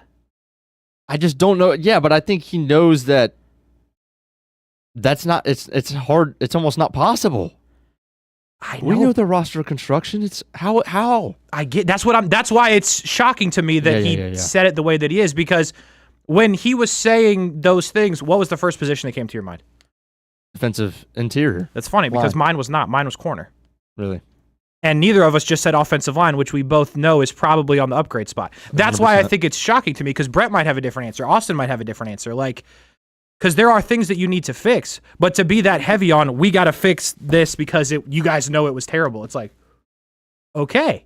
So I think there's a lot going into it. And he talks about recruiting and all of that, which I think is an interesting take on free agency as well.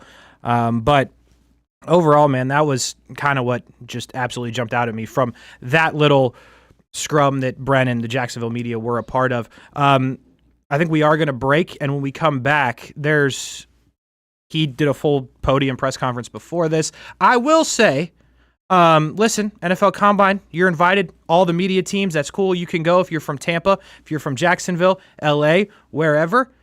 But hey, he's the coach of the Jags now. Why are we asking 5 straight Tampa questions off the top? Well, seriously? How good was Bucky Irving, do you think? And Liam Cohen's like, yeah, I mean, he was pretty. Let's talk about the Jags. Damn.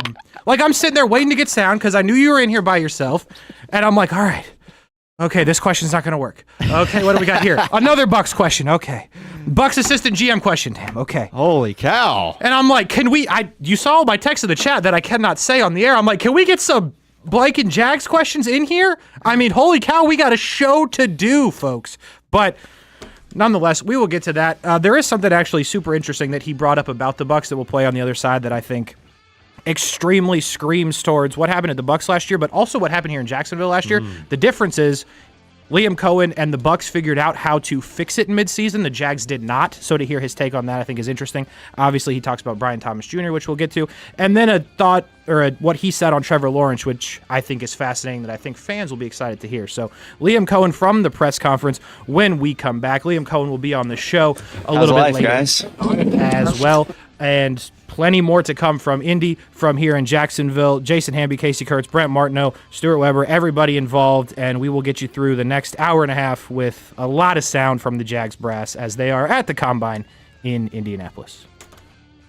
When it's time to get a new car for anyone in your family, just remember, nobody but Nimnick, the #1 Buick GMC dealer in Jacksonville. Get the latest price breaks on 2023 and 2024 models, or the newest 2025 vehicles in the showroom on Phillips Highway, or shop online at NimnickBuickGMC.com 24 hours a day. GMC Sierras, Yukons, and the redesigned Acadias, or get the all-new redesigned line with Buicks. It's nobody but Nimnick, and part of the reason why is this is a first-class buying experience here at Nimnick Buick GMC. You're not just a customer, you're a friend. This is about getting a vehicle that best fits you and getting you on the road, and also helping you and your family down the road. Nimnick has a treating you right guarantee, courtesy, respect, fairness. And most Buicks, GMCs, and Jacksonville's only Car Bravo dealer, nobody but Nimnick. Who has put in the most years and stands behind a better experience? Nobody but Nimnick. GMC, we are professional grade.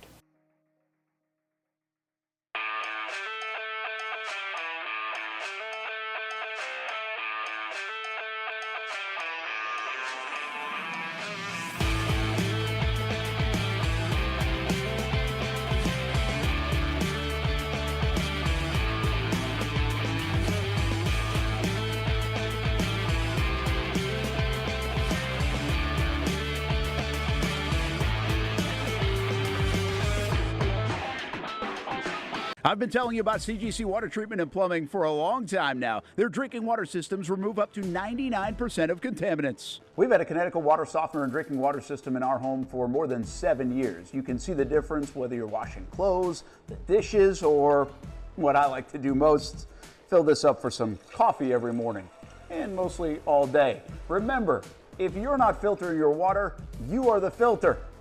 Don't be the filter. Right now, you can save $500 on a Connecticut Premier Softener and get a free Connect Salt Monitor with purchase. The experts at CGC Water Treatment and Plumbing will test your water for free and determine your water score. Don't know your water score? CGC will find out and recommend the appropriate Connecticut water treatment solutions so you can improve it. Call 904-552-1242 or visit cgcwater.com. Ask about our 90-day love it or leave it guarantee. CGC Water Treatment and Plumbing, an authorized independent Connecticut dealer. Florida license number CFC 1432579. The rhythm of my heart is beating like a drum, with We Armada rolling off our tongues. Never will we roam, for we know our place is out. Where the ocean meets the skies, we be sailing. Where the ocean meets the skies, we be sailing. When it comes to trucks, I know exactly what I want. And at Bozard Ford, they make it easy to get exactly that. Let's go make this truck a little more my style. With Bozard Built, I can create my perfect truck right here. Lift kit? Check. Premium wheels? You bet. Advanced lighting package? Oh yeah. The Bozard team works their magic.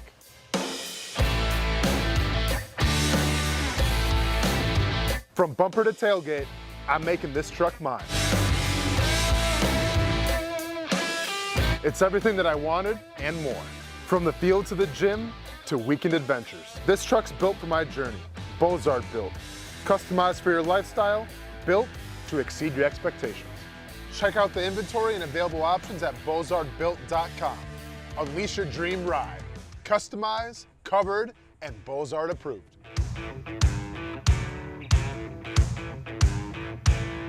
If you don't see a pit, it ain't legit. When you hear that, you think Bono's Pit Barbecue, a staple in Northeast Florida now for 75 years. A place that feels like home with friendly service, a meeting place for friends, family, or business occasions.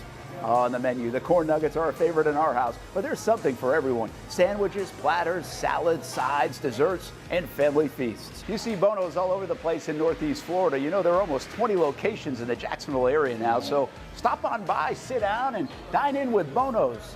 You can also take it to go. There are drive-thrus in many of the locations, and they have delivery options too. Just download the Bono's app to make things easy.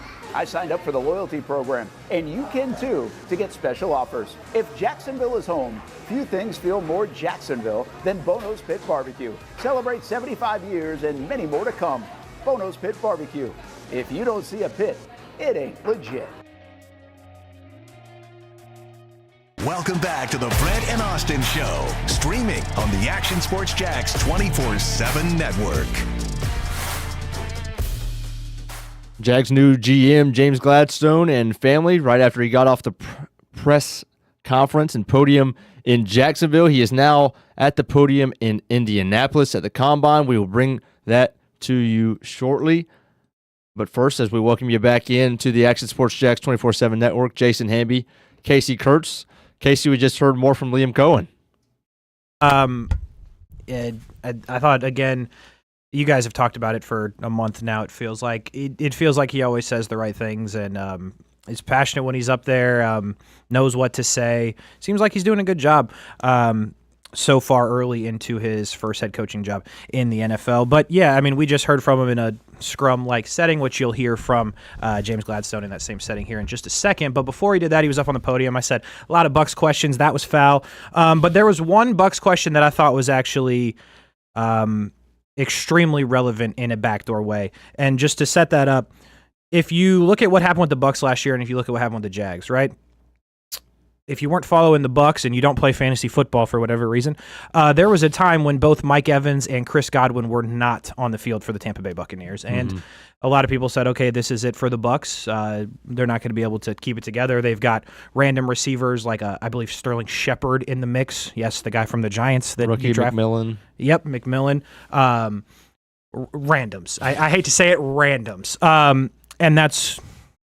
And they stayed afloat. They won some games. They lost some close games. And they did that. Now go over to Jacksonville.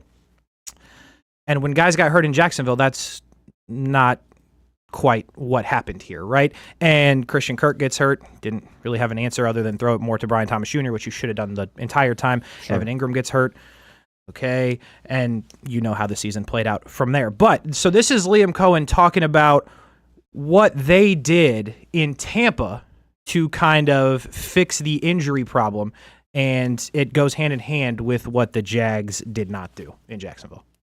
That's a great question because it really came up last year in a different way, right? We were decimated in 22. Last year we lose two of our best receivers in Tampa, and credit the process to just kind of, hey, put our heads down. It's our job as coaches to go play with the players that we have and be able to pivot. That was the learning experience that we had there, that we have to be able to pivot, be able to supplement that production maybe with a different group of players. It might be, Mike and Chris's production ended up having to become a little bit more, developed through the running back room, the tight end room, obviously the quarterback being able to play off schedule. So we learned so much from that year, and it was really just, do we have the ability to pivot and be able to kind of supplement some of that production through different avenues and different players? So I loved that. I absolutely love that answer because it's wild how that played out to me the way he answered that question, because how many times did I hear, and I wasn't even here, you were here every day, Brent say pivot, right? Or what's the plan? Change. And the Jags just didn't do any of that. Those things that Liam Coen just mentioned that they did in Tampa did not happen here in Jacksonville. And it may sound very simple and stupid, but they had a plan. And they had a backup plan. And it wasn't, we're going to force feed this or do that. It was, we're going to get the same production just from different people. We're just going to figure out how to do it. They said they got to coach it better, which is what he said. And they figured it out. Mm-hmm. Meanwhile, here in Jacksonville, the only time you're throwing it to a running back is if it's in the end zone with your third string running back against the Eagles when you're trying to win a football game. Okay? So that wasn't necessarily a pivot or a plan. Yikes. Quarterback playing off schedule, which you can't really do with Mac Jones. They could do with Baker Mayfield, obviously, but that goes back to Trevor Lawrence getting hurt. That's something you can do with Trevor Lawrence when he's in there. Mm-hmm. So when I heard him, that question be asked and answered the way that it was, I was like, and maybe this is just the low bar that the Jags have set, but I was like, this guy is going to have a plan A, a plan B, a plan C, and then an absolute debacle plan. That's how I feel when I hear that question being answered. I think that's a good thing, Hamby. How do you react to that? Yeah, I like it. And see, the other way to answer that question that Jags fans will be very familiar with is next man up. Next man up. And that's true. The next man has to be up. Mm-hmm. But I'm not going to play from their perspective. I'm not going to put McMillan and Shepard and just plug and play them and expect them to do the same things that Mike Evans and Chris Godwin just did and run the exact same play with the exact same scheme and just expect them to fill it in. They're not those guys. It's not a disrespect thing. They're just not them. You got a rookie and a guy who's been at multiple stops and is just not anywhere near the same player that he once was. And that's kind of what the message was more so in Jacksonville, is when a guy goes down, we put the next guy in there, and we just expect him to be able to do the same thing just because he's an NFL player. He's an NFL player because we've tried to develop him in practice in the offseason. No, you've got to find that production in other ways. Like he said, obviously, Cade Otton took off for a couple of weeks. He did. He was one of the best tight ends in fantasy football, if you know him from that avenue. The running backs, you got how much did they run 21 personnel where they had Bucky Irving and Rashad White in there at the same time? Okay, how many times did you see Tank Bigsby and Etienne in there at the same time? I think I could be wrong, but I'm pretty sure it was less than 10 plays all season. Yeah, it was not often. So yeah, you got to be able to pivot, and there he was able to. And even when they lost, like you said, even when they lost football games, it was almost more because of their defense, because they would give up 2 late touchdowns when they never should have, and they were still putting up 20-plus points a game. Yeah, I mean, exactly. And I just thought it was a fantastic way to answer that. I think as the question being asked, I was like, wow, this is exactly what happened in Jacksonville, just they didn't do these things, and Liam Coen had a plan. And I thought about earlier, you guys had that chart up in terms of where the Bucs threw the football. And the one that jumped out to me was not that high of a number, but they threw the ball to the running back. It, like, just judging by the numbers there, it looked like 10% or so more than the Jags, right around that number. Right. And that's where, when he's answering that question, I go, I mean, yeah, they like to screen, whatever, that's fine. But they had a guy in Bucky Irving that they could throw the football to, and they did that a lot more when they needed to. And then you go back to Jacksonville, and for, what year is it? 25. So for 4 years, we've been asking when they're going to throw the football to Travis Etienne. They've had opportunities. They don't do it. So if he's still a part of this football team, which I think he should be, we'll see, obviously, what direction they go with the roster. That's something that may finally come into play. And that's how you create production outside of your receivers if they do get hurt. So, again, you mentioned Cade Auden. He was fantastic middle/late of the season when their receivers were out. So I just thought it was, if nothing else, a guy that screams, I have a plan. Yeah. And if that plan doesn't work, we have another plan. Sure. Where last year's Jags screamed, that's the only plan we had. We had one plan. So I don't know. One guy that will very much be a part of the plan in Jacksonville is Brian Thomas Jr. And Liam Coen was obviously asked about him and how he's going to play in this offense. Hamby, number 3. And obviously the bright part of the Jags offense last year, looking like he's going to be a star Pro Bowler. This is Liam Coen talking about what he sees in him going into next year. He's so dynamic, being able to move him around, where you saw him at LSU maybe not do some of those things, right? Where he was mostly outside, running more linear routes, vertical posts, some overs, and then the stop. So the ability for him to snap down, get in the slot, be able to run some of the choice routes, looky routes, and then, oh, by the way, you can throw him a screen and he can go do something with it. Our pass game will run through him, and super excited to get to work with him. Go ahead and put that on Twitter. Our pass game will run through him. That's the quote. Our pass game will run through him, as it should, as it always should. Liam Coen, obviously, seeing what I think a lot of people saw, as we'll get back to that in a second, because I believe James Gladstone ready to talk to the media in Indy. It's the going low, so we may do that at the end. And you can't do it in the middle of a speech, by the way. So people took out of context. It's and you got to drop the octave. You're right. It's tough. But James, you talked a lot about intangibles yesterday, and I'm just curious, when you're looking at different players, how do you know what intangibles to look for that will fit with a roster that you have that you don't really necessarily know right away? Yeah, I think when you go there to the intangible realm, you're talking about two separate things, both on field and off field.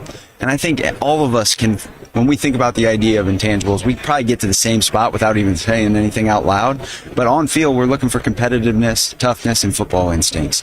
Off the field, you're looking for people that elevate those around them and, are passionate about the sport of football. So it's really not all that complex, but it's something that we're just simply going to prioritize and be disciplined in our approach in doing so. You talked about guys being true to themselves individually and stuff in product. Can you expand on what you're really kind of referring to in that and how it kind of all fits together when you're putting stuff? Yeah, I think, I'll mention Les Snead again real quick, because Les is unapologetically himself, and he awards everybody that he comes in contact with that same luxury. And I've felt that.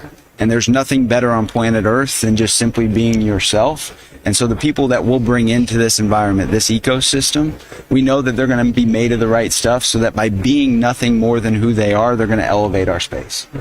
How important was it for the organization to have a guy like Ethan Waugh just to keep the train on tracks? And do you envision him, staying on throughout the draft, et cetera, moving forward? Yeah, I think it's been critical. Ethan and I have worked closely over the last few days and really enjoyed that, and looking forward to working with him through the rest of this spring. And for the rest of the scouting staff, I can't wait to get to know him. I know you said yesterday when I asked you about the structure, will you make any additions before May? Describe the structure in Los Angeles, having those senior personnel executives. Is that maybe something in the future you'd want to emulate in Jacksonville? Yeah, I think it's an appropriate way of operating, and would certainly be one that I'd look to deploy. And Brian Zanders, what is your relationship with him? Brian is a major support system for me. I think, with his experience, not only as a former GM, but also across the entirety of the football operation, dating us back to a time as a coach. I think he's somebody whose insight and wisdom I'll certainly continue to leverage as much as possible, and he'd allow, but have over the course of my career to the fullest extent. Do you like where you guys are with the salary cap? Yeah, I do. I think we got some flexibility here, and we'll remain disciplined throughout pro free agency and address some specific needs. But I think you guys can all expect that with the amount of draft capital that we have, not only in this draft but the next, that's where we're going to be building. Trevor is certainly close with Christian Kirk, off the field and on. Does that factor into a decision when you're making a kind of a tough call on whether to keep a veteran? Absolutely. I think that's key and critical. The quarterback's, the one that we're going to center around, and so his comfortability is going to be something that we weigh heavily. There's obviously alignment between you and Liam. How important and what's the process to getting everybody, meaning scouts, coaches, sort of knowing the language and knowing what the coaches want? That's a great question. I think it's actually rooted in the idea of just getting into a room and begin talking. And the one thing that is a common language is the film. So we'll turn that on and we'll just begin working through. And that's what we've already started. I've heard a couple of people say about you and Liam, emotional IQ. You guys have that. Do you sense that from Liam? And is that uncommon in this industry, this world, to be so relative and understand players and other people in the building? Yeah, I don't know that it would be an uncommon characteristic, but I do know that it's one that Liam certainly embodies, and it makes it so that I feel like I can be my best version around him, and I know that's something that everybody else feels when they interact. I know you referenced it on the podium, the interior of the offensive line. If you could elaborate a little bit more what setting the dish means and evaluate the Jaguars' current offensive line as it stands. Yeah, I think through that lens, when a quarterback has the luxury of stepping into a throw and not feeling that internal pressure, you're going to feel a lot of success come off of that. And so that's what I mean by setting the dish of the interior, and really look forward to working with our staff to better understand their insights on what our current interior offensive line looks like and the options that we'll have available throughout pro free agency and the draft. You seem to slow things down in general, but how fast are things moving right now for the next 2 months, really? I know you're not behind. You said you're not behind, but there's a lot going into the next couple of months right here, free agency, draft. No doubt. I think it's important to just root yourself in the moment. Obviously, you're aware of what's coming down the line, but as long as you stay there, you don't feel the weight as much, and you enjoy the process a lot more. You guys are obviously sitting at 5, could easily get calls with teams wanting to move into that spot. How do you evaluate compensation? I know there's obviously the Jimmy Johnson chart that's evolved, but how do you kind of look at that, James, in terms of making a decision on this is what we need to do to make this acquisition or this, trading back? There's a lot of variables that go into that, and there are a ton of different charts that we'll utilize in order to find the best options for us if they present themselves. But I think an increased volume of draft capital is what we'll be hunting up. Obviously, we already have that currently, and more at-bats is not going to be a bad thing. What were you doing? Sorry, go ahead. Having 10 picks in this year's draft, just how aggressive can that let you guys be in the offseason? Not even just for the draft necessarily, but even potentially making some kind of moves via trades or whatever. Yeah, I think it allows us the flexibility, and that's the exciting part, right? So I think there's a lot of options on the table, and I look forward to working with our coaching staff, scouting staff, and support staff to bring it all to life. What were you going to teach? I'm sorry? What were you going to teach? Oh, man. So I actually walked into the profession thinking that I was going to change the landscape of physical education. My first job, you guys want to know what it is? Absolutely. A librarian. All right, so the exact opposite. Okay, now the actual title was Media and Literacy Coordinator. I was developing a curriculum for media in the 21st century, while at the same time teaching leadership to freshmen and seniors.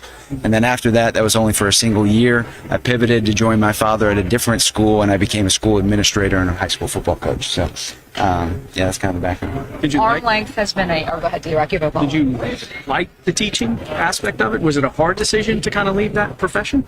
It was, because from a young age, obviously, so I said my grandfather and my father, they were both in that line of work. And so it was an easy career path that I thought I could find success from, knowing that I could essentially emulate what they had done and expand on that. So stepping away, when I did it, it was certainly not an easy decision, but one that I said, you know what? Learning from less, supporting less is not going to be an opportunity that ever presents itself. If it doesn't work, I can revert back.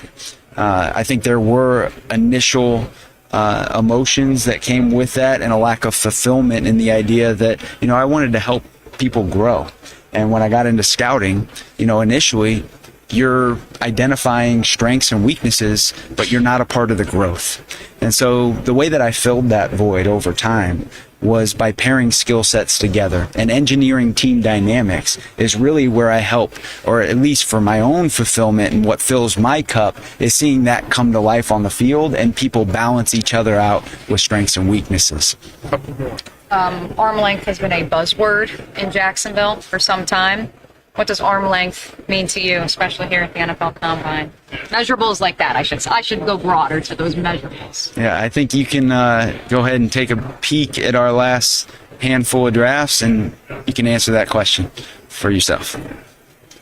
St. Louis. When I say St. Louis, what does that mean to you? It means family, it means friends, and yeah, that's a major support system for sure that I'll always rely on. How important is that defensive front, setting the dish, but the converse of that, and having guys in the one more time, can you start over? The interior defensive front, how important is that to create that disruption? You're talking about setting the dish for Trevor, but how important is that to affect the opposing quarterback? Yeah, disruption, chaos, it's going to make it tough on opponents and offensive operation, and so we'll really be leaning into that and some of the player acquisitions that you see here on the horizon. Did you turn the tape on of this team last year and see some things that jump out that are like, hey, we can fix some of this quick? Yeah, there's some schematic adjustments that I think will surface some players in a different light, and that what we saw most recently won't look the same. Thanks. Appreciate you guys. Appreciate the coverage. Thank you. Until the next. I'm gonna hustle. Yeah. All right. There's a lot there. An increased draft capital. Yeah, dude, things were going so well. Things were going so well until he said we might be looking for increased draft capital. Case, I talked a lot about it at the top of the hour. We have got to forget how numb we have become to draft capital because guys like Gladstone, Coen, they both referenced it 1 billion times. Yep. That's one of their draws. I hear you. We've hated it. We have. We've traded stars. We've traded good players. We've traded guys that we were loyal to. But we have got to almost reset our brains moving forward and allow for them to increase the draft capital, draft picks, because he's already said we're building through the draft. Free agency is just going to be the supplement. And, he did say that as well in this. And things were going well. I was sitting there watching that. And this was actually my overall thought. I was like, you ever see or hear a person that you know their brain does not work the way yours does? Like, when I'm listening to some of the word choices he's using and just the way that he articulates himself, I'm like, my brain could never do the things that his brain is doing right now to answer these questions. So I think that's a good thing to have in a GM, right? There's been GMs in Jacksonville where I'm like, I think I could think like that. This one, I'm like, I could never, ever get close to thinking like that. So I think that's a good thing. But how many times have you heard the word ecosystem in the last 24 hours? I did hear the ecosystem. That's another one. I'm like, do you know how I've never used the word ecosystem outside of like 4th grade science when we were learning about ecosystems. But more power to, again, like bro just screams genius, said he was a librarian for his first job. Makes so much sense where the vocabulary comes from. It does. Bro was just sitting around reading books and such and teaching books. What a come up though. Can you imagine going from librarian to GM of an NFL team?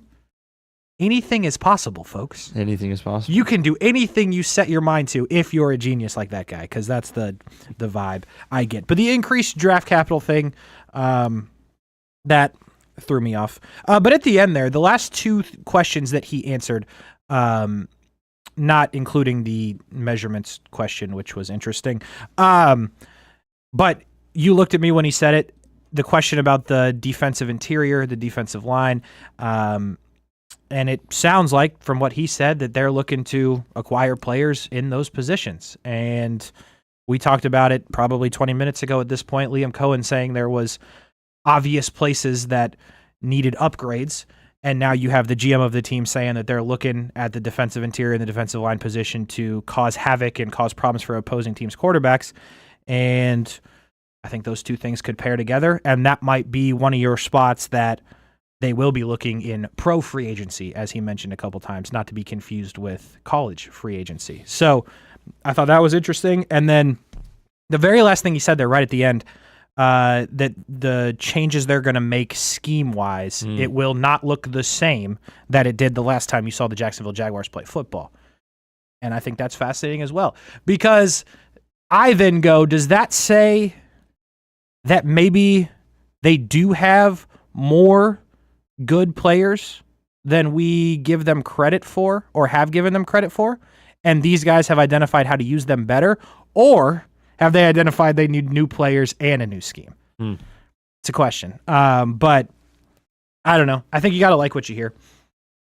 I do too. So speaking of, hopefully this guy has liked what he hears. Nope. All right, we'll get to Brent Martineau in just a second. To finish the thought on that, I think he's ready now. So let's go out and see if he's got us. Yeah, what's up? We do have you. What'd you take? What'd you get out of the last hour, guys? Obviously a lot going on. Hopefully you can hear us okay, right? Yep. Thumbs up as we jump back in here. And I just heard you guys talking. I heard you talking after Liam. Really a lot to digest and kind of pull out of there. Christian Kirk came up. I know you guys were talking about it. Obviously, that's not something they're going to sit here and share right away. But Trevor Lawrence a little bit with James Gladstone. Haven't seen the best of them. And then some other things. We're going to get Liam Coen on here in just a moment, in a minute. So we might have to song and dance here as we bring him around. We're going to load him up on the headset and get him in one more time. So we're getting a lot of Liam Coen in the mix here the last couple of days. Don't pull those too hard or I'll get disconnected, Weber. And Liam Coen's going to join us live right here on the show. Let's see how tall Liam is compared to me and Stuart as we were trying to measure this thing up. Shrinking over the years. There we go. Guys, we're doing this right on live, okay? And I'm going to pull you in this way a little bit, Liam, if you don't mind. There we go. Good. All right. Nice. First thing I want to ask you about is how's this? Is it fun? Is it kind of like, man, everybody's eyes are on me? What's it like? It's fun. It's an honor, right? It is the honor of a lifetime to be in this position and to be at a place that ultimately is all about ball, right? Everybody here loves football, and that's what I love, and that's the same passion. So really excited to be here. I haven't been here in a few years, so it's exciting to be back. Well, guess what? More interviews. Like you haven't had enough of those over the last month, right? It's all good. Love it. I mean, you guys are passionate about what I am and what we love, so it's really cool. Well, I mean, for you, though, you have to interview players. You've just been interviewing GMs and coaches. You must be a heck of an interviewer by now. Man, at this point, a lot of experience, a lot of Zooms, a lot of in-persons. It's cool because it's all about connection. It's all about connecting with people, finding the right type of people that we want to bring into this organization, both as staff and players. And it's fluid, right? You learn so much from every interview. We learned so much throughout the GM interview process, how you want to operate moving forward. And that was a really cool experience. And then you learn something every single day when you talk to some of these players. You look like you're having fun with this, but it's also very serious. And when you're trying to identify your staff and GM and everything else. But I was thinking, was there a light moment in all of this? Or are there light moments in that interview room that kind of stand out in this process, whether it was you going through it or on the receiving end as you're interviewing others? Yeah, I think when you get a guy like Anthony Campanelli in the actual in person, and you start to see him get up and demonstrate block destruction, the passion that he has for the way that we want to play the game, and you get into those experiences and you see them live. I've been watching him specifically from afar for a long time, had my eye on him for a very long time. Then you get up close and personal, and you see that affirmation. You see why you really kind of saw those things in him. Those are the moments, right, when you really get into the ball part. You get away from the fluff, hey, this is where I've been, this is kind of what I believe in. Well, show me. Show me those experiences. Show me how you're going to coach these players. And those have been the fun moments. I just asked James this. Do you flip on the tape, and even when you're looking at this job and you now know what this team looks like as much as you do, that you're like, we can fix some of these things. Even if we rolled the same team back, we could do some things that could elevate this that would look different. Yeah, I think just ultimately, giving these guys easier completions at times, just being able to spit the ball, get the ball into our playmakers' hands as much as possible, limit the amount of drop back opportunities just in general. That's a philosophical thing, and really give these guys a little bit of creativity in the run game, right? A little bit of diversity within the run game. Also having an identity, truly having an identity up front. And then on the defensive side of the ball, just attack, right? Swarm to the football. How do we get our hands on more balls, right? How do we get our hands on, punch, rake, hammer, picks, tips, and overthrows? Those are the things that we need to improve upon. And those are very coachable moments. Contractually, this whole roster really could come back almost, not the whole thing, but a lot of it. How many tough decisions do you guys have to make? Because I would think as a new regime, you're not just going to bring everybody back. Yeah, we're having those fluid conversations right now. Like we just got into those conversations with James getting onboarded right now. So, don't have a ton of details, and that's the honest to God truth, because we haven't been able to truly dive into it, see it from the same lens, watch the same tape together to have these conversations. So it's ongoing. We're excited about it. Ultimately, that'll kind of play itself out. How much, I think you've said this too, will Trevor play a role? I mean, we all know in Jacksonville he loves Christian Kirk. They're good buddies. Obviously, we're looking at Kirk's contract. He's become a talking point this offseason. Yeah. But in a guy like that, in that situation, how much feedback do you get from the guy throwing the football to him in that relationship? Yeah, you ultimately want to know about the competitor, right? The work ethic, the type of dude that he is. Those are the things that Trevor can really give us, right? He can give us what kind of guy is he in the locker room, what type of person is he off the field, and that goes for every position. So those are the things that we're leaning into with Trevor, while understanding that he's got a lot of things he's doing right now. He's rehabbing. He's a new father. He's going to be onboarding into a new system. So, hey, what are the conversations that he can help us get to some of those resolutions while not overloading them? Do you like this draft and how it sets up? I know you guys have plenty of picks, but do you like where you think there are things missing on your roster right now and where this draft could help you? Definitely. Very excited about some of those opportunities. Obviously, the capital that we have, the amount of picks. So excited about James's vision for some of those picks. And we've had some of those conversations while obviously very early on and extremely fluid. But, yeah, it's set up. I think there's a lot of talent in this draft. One thing before we let you go on James. Holy cow, man, this dude looks smart.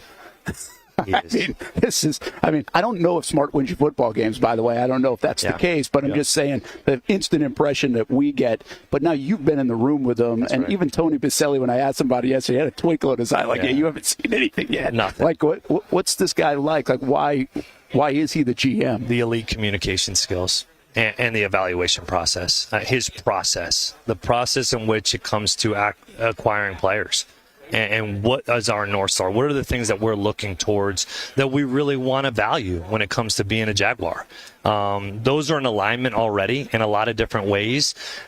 He's an elite communicator, guys. Like, it's not even close for the way that he can communicate with all walks of life. I've seen him have really difficult conversations with a lot of coaches, players, staff, whatever it is, and be able to navigate some of those conversations in a way that never comes off demeaning or negative to where we can come to some conclusions. I just heard him say about Brenton Strange, hey, we can use him. We can develop. We can get him involved a little bit more. That's right. Do you see the same skill set in Brenton? I do.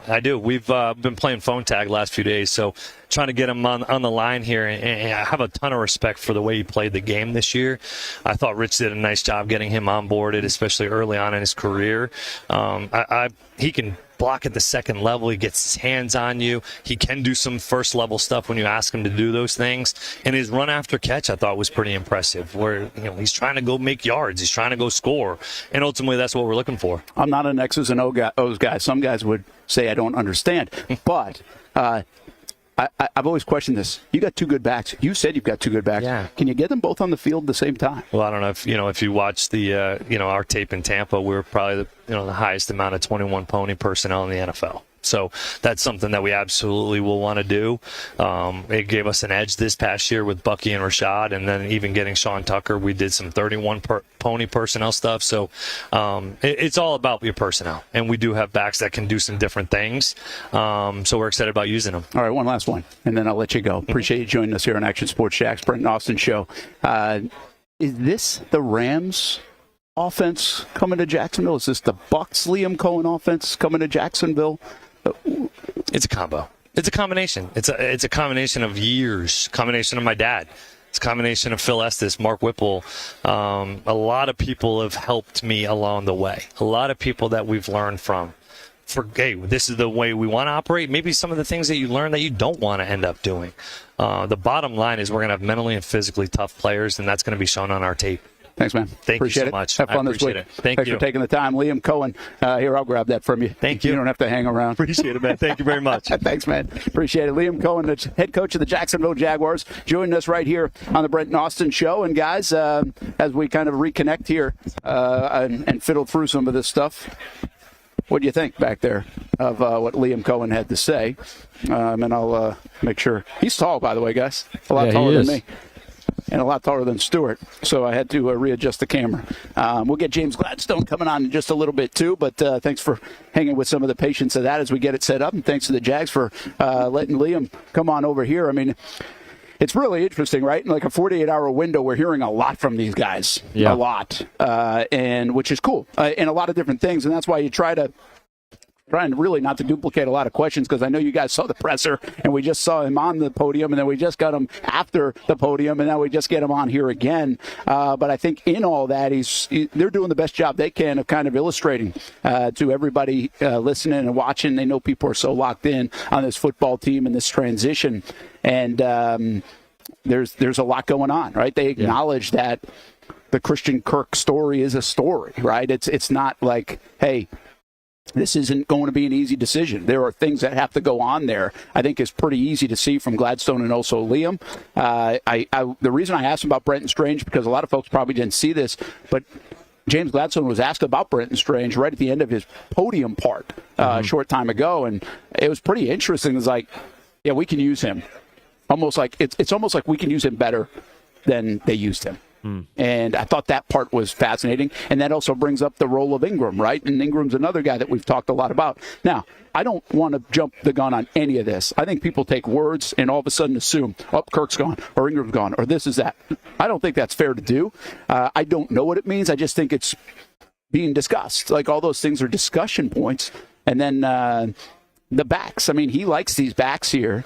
And so how many times did I ask last year about, can we get these guys in the backfield at the same time? Right. It sounds like, yeah, we can. Right. And I always couch this stuff because it looks like you're taking a shot at the old regime. Right. But I guess the reality of it is, in a way, they kind of are. Because, I mean, Gladstone was really matter of fact when we just played that for you guys, you and Casey, at the end. I think it was the last question, and I asked about, can you elevate some things, like, right away? And Liam just mentioned it, too. Like, if they just rolled the same team out there, I think there's a thought between these two guys and probably a lot of people in the building, they could do a lot of different things better with the skill set of the players that they have on this roster. So does that mean they are going to bring a lot of people back, or do we see a revamp of the roster because it's a new regime? Questions that will be answered over the next couple of weeks as the league year begins and free agency. We'll really start to know that now, because you have to make moves on your own roster before you can make moves everywhere else. And then, of course, the draft will fill in a lot of the holes, too. So, man, a lot happening here with these guys, but we do appreciate them hanging out with us for a few minutes. And James Gladstone will stop by here in a short time, about 12:45. We'll get to him. So give me your view. Obviously, we're right in the middle of this thing. We're in the mix of it. How about looking from the outside looking in? Give us your view at what these guys are saying this morning. Yeah, I think the part about what they could change immediately, and again, I heard more than I thought I was going to hear about the old regime. Obviously, these guys are often incredibly careful just because of the respect factor of they don't really want to say, what they're going to do compared to last year. They just want to say what they're going to do and leave it at that. But I think we heard both of these guys very point blank period. Even Gladstone, I saw the soundbite about, you're gonna see urgent defenders, perhaps fans that aren't used to that or didn't see that last year. And just now, what you asked Coen, if you run the same offense back, obviously you're not, but even if you were to, are there obvious things pretty much that you would be able to fix and elevate. And I think he obviously he's not going to name those one by one, but in his mind, I think there's a bullet point list of I could do this better day one, and this would be the result, and our offense would be more efficient, and Trevor would benefit, and our playmakers would get more space, and the communication would be better, and all of these things, bullet point by bullet point, that he would go down. And I think both of these guys have made that very clear, that they have a lot of confidence in of themselves and how they teach and how they coach and how they look at players, that they're going to be able to fix things fast. Not necessarily wins, loss necessarily, but as far as implementing their systems and that those systems are going to work, I think they're going to be able to do that very fast.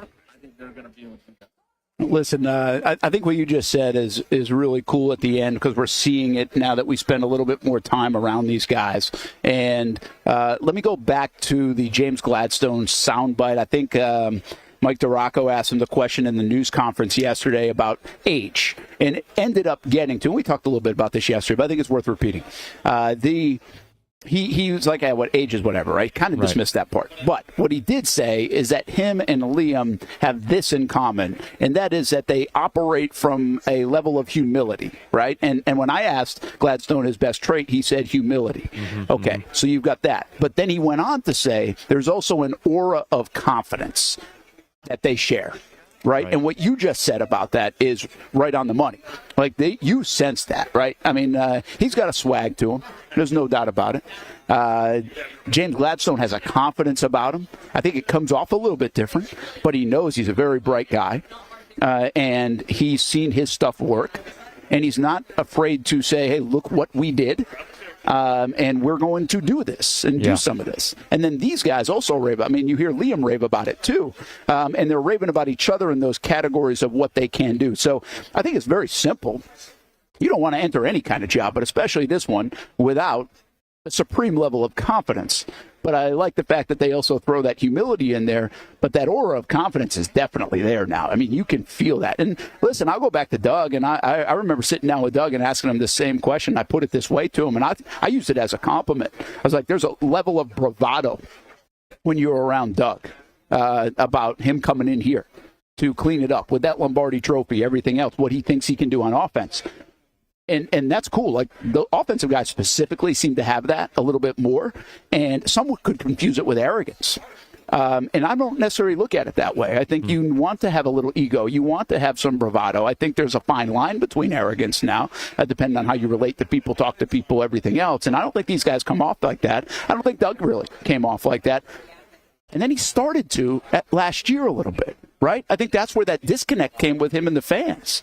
But I also think at the same time that was happening, I feel like he lost a little bit of that bravado, Hamby. I think that stuff that you sensed in 22-23, he kind of lost it.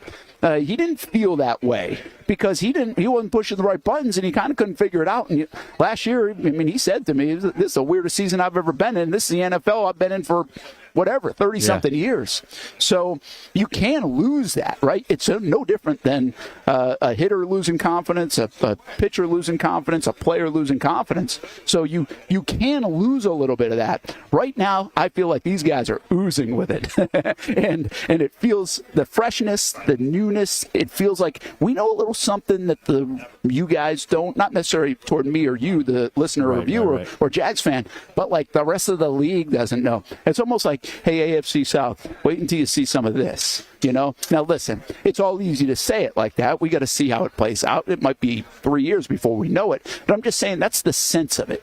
And that humility followed by this aura of confidence that Gladstone talked about yesterday on that podium. I think you really feel that with these guys, and kind of a cool feeling. It's still going to result in wins, to your point, but it also comes with this level of what I would say transparency, again, something the old regime wasn't great at. And I think they're not afraid to share some of those thoughts, whether it does dig at the old regime or not. Right. Because they feel like they can do X, right? And they're not talking to the old regime. They're talking to the player, the current player. And you watch that, that's all they say, this player relationship, player relationship, player relationship. They're trying to infuse confidence, I think, even through a microphone at times. They know these guys are watching. They know these guys are listening. And I think that's probably what they're going to do in these rooms and when they get in there on April 7th and the rest of it. And then, listen, if you're a player and you're, let's say, Brenton Strange, and you like to hear both these guys talk about you that way, you get excited about this season. Okay, finally. Like, now I don't have to walk out of whatever locker room I saw him walk out of after he had 51 plays, and then he only had 9 plays in a game the next week. And he's like, well, dang, that doesn't look like that's going to happen, right? So just an example of it. These guys really look like they have a plan. And this wasn't just a, hey, get me the job or an interview or say the right thing or hopefully I get endorsed by my former employees, all that stuff. This looks like they really have a plan for Jacksonville, for this roster, for this team, for this franchise on multiple levels. And now we get to go see if they can execute it. And I don't know if I've always sensed that like immediately with everybody that's been in here in Jacksonville. I mean, I'm not even sure Doug put off that kind of thought. I know Urban didn't because that was hard to figure out. Even early on, you didn't know. You just kind of thought you knew Urban more than you knew what he was going to do. And then we'd have to go even further back. I think Tom Coughlin, you knew what it was going to be. So, a lot to digest here, man. But a lot to like, too. And these guys, like I said yesterday, this is different. This is where I made that kind of comp to when you get bought by somebody in your own business. This one feels a little bit different. It doesn't feel like the same song and dance. These guys are singing a little bit of a different tune, and that's refreshing around here. It is refreshing, and I think it's going to be really refreshing for the players. Where you took that last part is exactly what I was thinking the whole time, is that the confidence that these guys have, and you said oozing out of them, that transfers over. Confidence is one of the most transferable things almost subconsciously that exists, right? If I have it and I'm the leader, well, the people that are following are going to have the same thing, right? And even beyond just the players that he mentioned by name, right? This is a team, when he talks about the biggest thing, right, is, first of all, the X's and O's of how he's going to change the game plan, but also just the identity. Well, confidence has to be a part of the identity. And guess what? Of all of the 32 teams in the NFL, the Jags are one of those at the very bottom as far as confidence. Because what have they done the last 2 years, right? This is a team that is starving for confidence. Every single individual player has it. There's not one player on the Jaguars roster that doesn't have a lot of confidence that they're a good football player or that they can play better than they did last year. But how many of them could honestly say that they're coming off of good years last year or career years or they took steps forward last year? There are not a lot. There are not a lot on the entire roster that could tell you that they took multiple steps forward individually last year. So this is where this comes into play. As far as your identity goes, when the confidence is infused from the top, it manifests throughout the entire team. And now as a group, not only individually, but as a group, we know that we're going in the right direction. We know that there's a guy coming in who fully, wholeheartedly believes as the head coach and the GM that he has something that's going to make us better as players than what we've had told to us the last year, 2 years, 3 years under the old regime. That's big in of itself. That can't be quantified, but it's, again, it's combine, it's words. We've got to see it, but it steps in the right direction, and any step towards the right direction is a good step. Yeah, so I'm just going to try to recap in my mind here, and this is what I've got so far. What are we getting out of this today? What have we heard? And there are some things, by the way, to be fair, that you probably haven't heard that I heard on the podium. I know you guys played some of it, and then you heard in our little scrums. I mean, if you go back to the 11 o'clock hour now here on Action Sports Jax 24/7 Network, Brent and Austen show, and by the way, thanks for being a little bit flexible with us, as it's been a little clunky at times as we try to get everything in. We only have so many folks over here in Indianapolis. But if you get by that part, we've been able to share a lot of this with you so far over the last hour and 20 minutes. And there's a lot of information coming out of there. And I can't even see the chat right now, so all apologies to the chat. But we'll get into what you have to think about it throughout the rest of today and also tomorrow and this week. And maybe even Hamby can shed some light. But the things that I'm taking away, just some bullet point things in my mind. There's a laundry list, but obviously Christian Kirk is a conversation. It's already becoming a conversation in the building. They are just diving into that phase now that the hiring process is over, and that's fair to them, right? They had to do the coaching staff, and they had to do that. So I get it, and they're just diving into, okay, what are we doing with our own guys? Are they going to restructure Christian Kirk? Are they going to cut Christian Kirk? Are they going to trade Christian Kirk? Are they going to keep Christian Kirk? Those are the options on the table. That is one of the big moves I think that everybody's anticipating coming up in the next couple weeks as the new league year begins on March 10th, and really middle of that week, March 12th officially. The other thing I just mentioned, Brenton Strange, I thought that was interesting. I don't think it's a headliner, but I thought it was interesting. James Gladstone, who did not talk about Trevor Lawrence much yesterday, did say we haven't seen his best football yet. And then he had something that I thought was pretty profound. Two things Gladstone just had. One was we're going to protect the dish, and that means the interior of the offensive line. And that is a focal point of him, and you know it's a focal point of Liam Coen based on what they've done in the past and how he wants to run the football. And guess what? I wouldn't say it was all bad last year. The question is, can you get it better? Because a couple years prior, it was bad. The Jags right now have Mitch Morse under contract. Brandon Sheriff most likely will be gone. They'll have a hole at right guard. And then Ezra Cleveland is under contract. So if you look at that dish for the Jacksonville Jaguars, is it good enough? I think is the question. Do they think they can get it better? Well, obviously they've got a blank spot right now, so they have to go get a good player at that right guard position. The other thing that really jumped out at me, and this is where I thought, wow, okay, that was pretty loud statement from Gladstone. And again, I don't think you guys heard this, but he was asked about the defense in some capacity. Couldn't hear the question, but essentially he said we were going to play a lot different than they did last year. Right. Like, that's the paraphrase.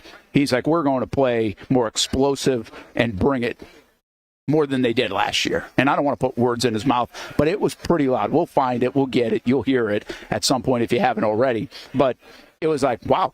Like, I was kind of like, oh, okay. Here it is, Brent. That's pretty. And, you got it. Well, not the sound, but he said, quote, our defense will be an urgent and explosive bunch. It'll certainly be a shift from what our fans probably saw last year. That's what I was referencing a few minutes ago. Okay, you did reference that. Sorry about that. But that to me was one of the loudest things I've heard a guy say, right? And he's been, by the way, very calculated in what he does say. He is very calculated. You can see that. And he doesn't the world's listening. Right, so he doesn't want to misstep and say anything that he shouldn't say. And I'm not telling you he just said anything that he shouldn't say. I just thought it was pretty loud when he said it that way. And this wasn't a defense that attacked. Which is funny because that's the hat. Right? That's the hat last year. Yet they didn't play like they attacked. How many times did we talk about in the postseason? Why don't the Jags look like that? Why don't they look like they're playing that fast? Why don't they look like they're hitting people? Well, it's supposed to be the idea of it. It never really materialized. And explosive and urgent is what Gladstone says about this defense. And Anthony Campanile, then you had that part of it followed up with what Coen just said about the interviews, right? Where he's basically like getting out of his seat and putting on a display of how we're going to do this. And my guess is the animation in that room was really good. That's what I took away from what Coen said. So I want to throw one more thing. Out to me, Hampy, if you got anything else to add, do it. Yeah, I think one of my biggest takeaways in the scrum with Gladstone where he said they were two things. One is that they were going to be looking to gain more draft capital. Obviously, I've talked a lot about on today's show, even during the podium time, how much both of these guys, Coen and Gladstone, have talked about 10 picks the next 2 years, 10 picks each of the next 2 years, that it was a major draw for Coen and Gladstone, them both, and how Jags fans, we got to rewire our brains because the draft picks have been the last thing that we've wanted over the last 3-4 years because of, or even beyond that, just because of, our lack of success with them. But Gladstone straight up was like, we're going to be looking to add draft capital. And I thought that was really interesting. The second thing that he said when he was asked about the interior D-line and throwing off protecting the dish and the adverse to that was he said, that's something we're going to lean into through player acquisition. Now, you fill in the blank, whether that's free agency or the draft, but just hearing that confirmation of these guys Coen, I believe it was, that said, he was asked kind of about the holes, and he was like, "You guys know, That was with you during the scrum. Yeah. He was like, "You guys know." Like, that's just confirmation that they're not aware. Obviously, we know they're aware, but that there's multiple holes, and they're really going to attack addressing it. Every GM could probably tell you the same thing, but that confirmation and them saying it like that was very interesting to me. Yeah, that's a really good point. And by the way, I'm going to give you another layer to that, Hamby, that I don't know if you think about it like this, but I do. When he says it like that, he said it multiple. You guys know what it is. You guys know. Meaning, yeah, you follow the team. You know what you're talking about. Like, so do the fans. Like, we watched it. We watch it real close. And he's acknowledged. Basically, to me, that is showcasing a feel for everybody. That's that EQ we were talking about. That's that emotional IQ stuff. That's like having a pulse of what the fans and people are saying in Jacksonville, even though you don't need to be on social media to know. That's like they know what the deal is here when they walk into it. And so I do think there's some significance there, because isn't that what we hammered Doug about a little? It's like, dude, get out of the bubble, or at least have somebody tell you what's going on, so we don't have to ask for 2 weeks about Brian Thomas Jr. Like, I think that showcase, that's a small sample. And I'm not trying to be over dramatic about it. I'm just saying, like, he doesn't need to sit here and explain it 100 times. He knows everybody listening and watching, and us who see it every day, know where the spots are, right?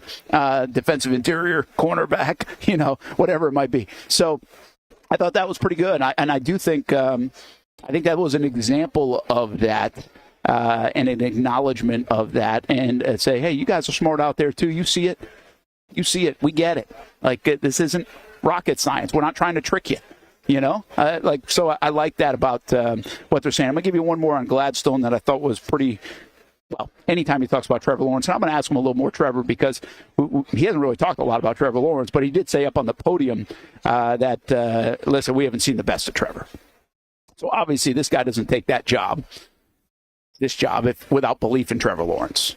And there was some conversation with Coen, too, about development of the quarterback, obviously given the Baker Mayfield situation, and not giving up on quarterbacks. So a lot to digest here today, a lot of good stuff coming from these guys, and Liam Coen and James Gladstone. Let's do this, Hamby. I know we've been pretty good on breaks, but the expectation is we'll get James Gladstone over here at 12:45 as he's making some rounds with some of the national guys. So I don't want to miss that. Don't want to be in commercial for that. So let's hit a break.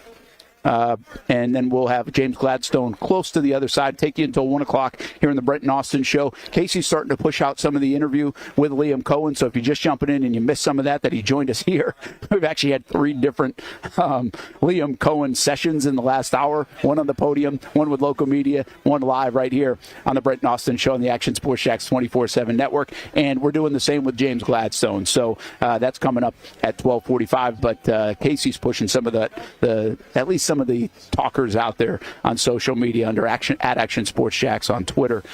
So you can find it there, much like you can find our show, and you can always find the entire network at actionsportsjax.com. Action News Jax now on your smart TV. You can watch us on Roku and Apple TV and all the rest. You can also watch on the Action News Jax app. Let's take a time out from the Combine in Indianapolis. A Tuesday chock full of stuff going on, including heck of a job that Olivia Tassley and Marcel Robinson are doing at the Spring Sports Media Day at the Riverside YMCA, and that's put on by High School 912. Hopefully you'll get a chance to see a lot of that content on the network.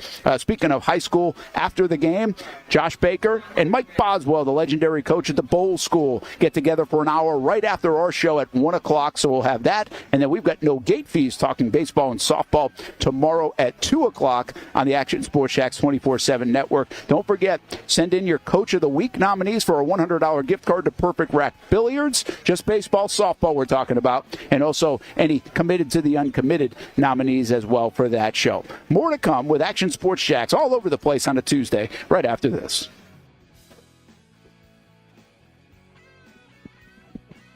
It's one of the hot spots in the area. Welcome you to String Sports Brewery out at the beach. Big crowd on hand tonight. The fans are here. And now the newest hot spot at the beach is open.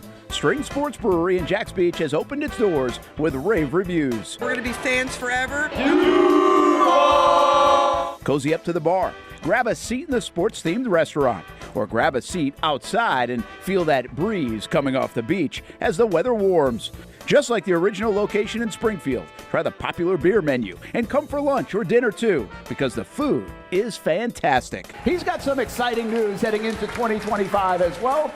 Christian Kirk. It's where we hosted Jags Report Live in the football season, and the String Sports Brewery staff can't wait to host you. Hey, welcome back here to String Sports Brewery. And if you haven't checked out the new location in Jags Beach, which many of you have, you got to do it. String Sports Brewery, now with 2 locations in Springfield and now open in Jags Beach on Penman Road. 2024 provided plenty of memorable moments for the Jacksonville Armada on the pitch, including another conference championship game appearance for Tommy Kruzanovich's under-23 men's team. They sit in the dying moments. Debuting this year for the first time, the girls in blue, as the Armada fielded a women's under-23 side in the WPSL and made its presence known with some highlight moments. Potential goal of the season. Then attention turned to the future, with MLS Next teams representing the Armada badge in 3 age divisions this fall, including an under-19 squad ranking among the best in the state. Those teams are a big focus on Fleet and Footy, covering the big soccer stories each week on the Action Sports Jax 24/7 network. I'll put one in the back of the note for you. Join us for player profiles, fun interviews, and the very latest on the Fleet and all things footy. That's every Thursday at 2 p.m.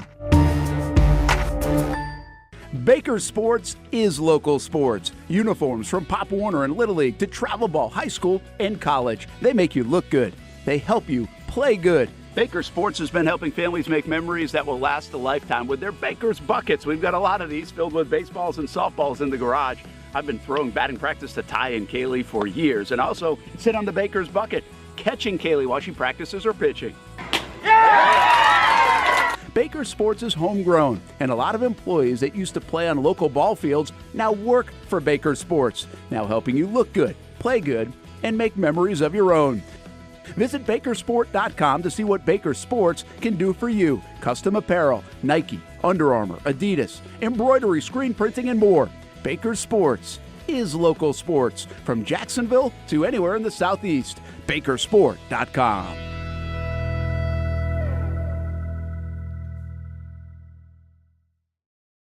The Tom Bush family of dealerships, they've been serving customers in the Jacksonville area for 55 years. They've been your go-to spot to get and stay on the road since 1970, and that's still the case here in 2025 and beyond, even if the cars have changed just a little bit. Check out the sleek line of vehicles of the future. That's right, electric vehicles. Tom Bush offers a full lineup of reliable electric cars with state-of-the-art service facilities. Like the new VinFast, Tom Bush is among the first dealers in the entire country to offer the VinFast, and let me tell you, this thing is sweet. The good folks at Tom Bush have all the info on charging, service, tax credits, and everything you need to keep your EV running smoothly. BMW, Mazda, Volkswagen, Mini, and the newly offered VinFast. There's something for everyone at the Tom Bush family of dealerships. Ready to join the Tom Bush family? Stop by the showroom or check out the inventory online at tombush.com. I'm ready to show my hand. Ready to take a stand. Wait on a sign above, and I am ready, ready. 'Cause I just live for the game. 'Cause I just live for the game. 'Cause I just live for the game. For 60 years, the Bob Hayes Invitational Track Meet has provided competitive events, and we're also happy to provide scholarship opportunities too. Join us for the annual Hall of Fame Gala March 13th at the Potter's House and at the James Day Middle School Meet at UNF March 14th. There they go. And don't forget the annual Bob Hayes Track and Field Meet at UNF Saturday, March 15th. Get tickets and info at bhitm22.org. For vendors and partnerships, call 904-222-1075. Welcome back to the Brent and Austen Show, streaming on the Action Sports Jax 24/7 network.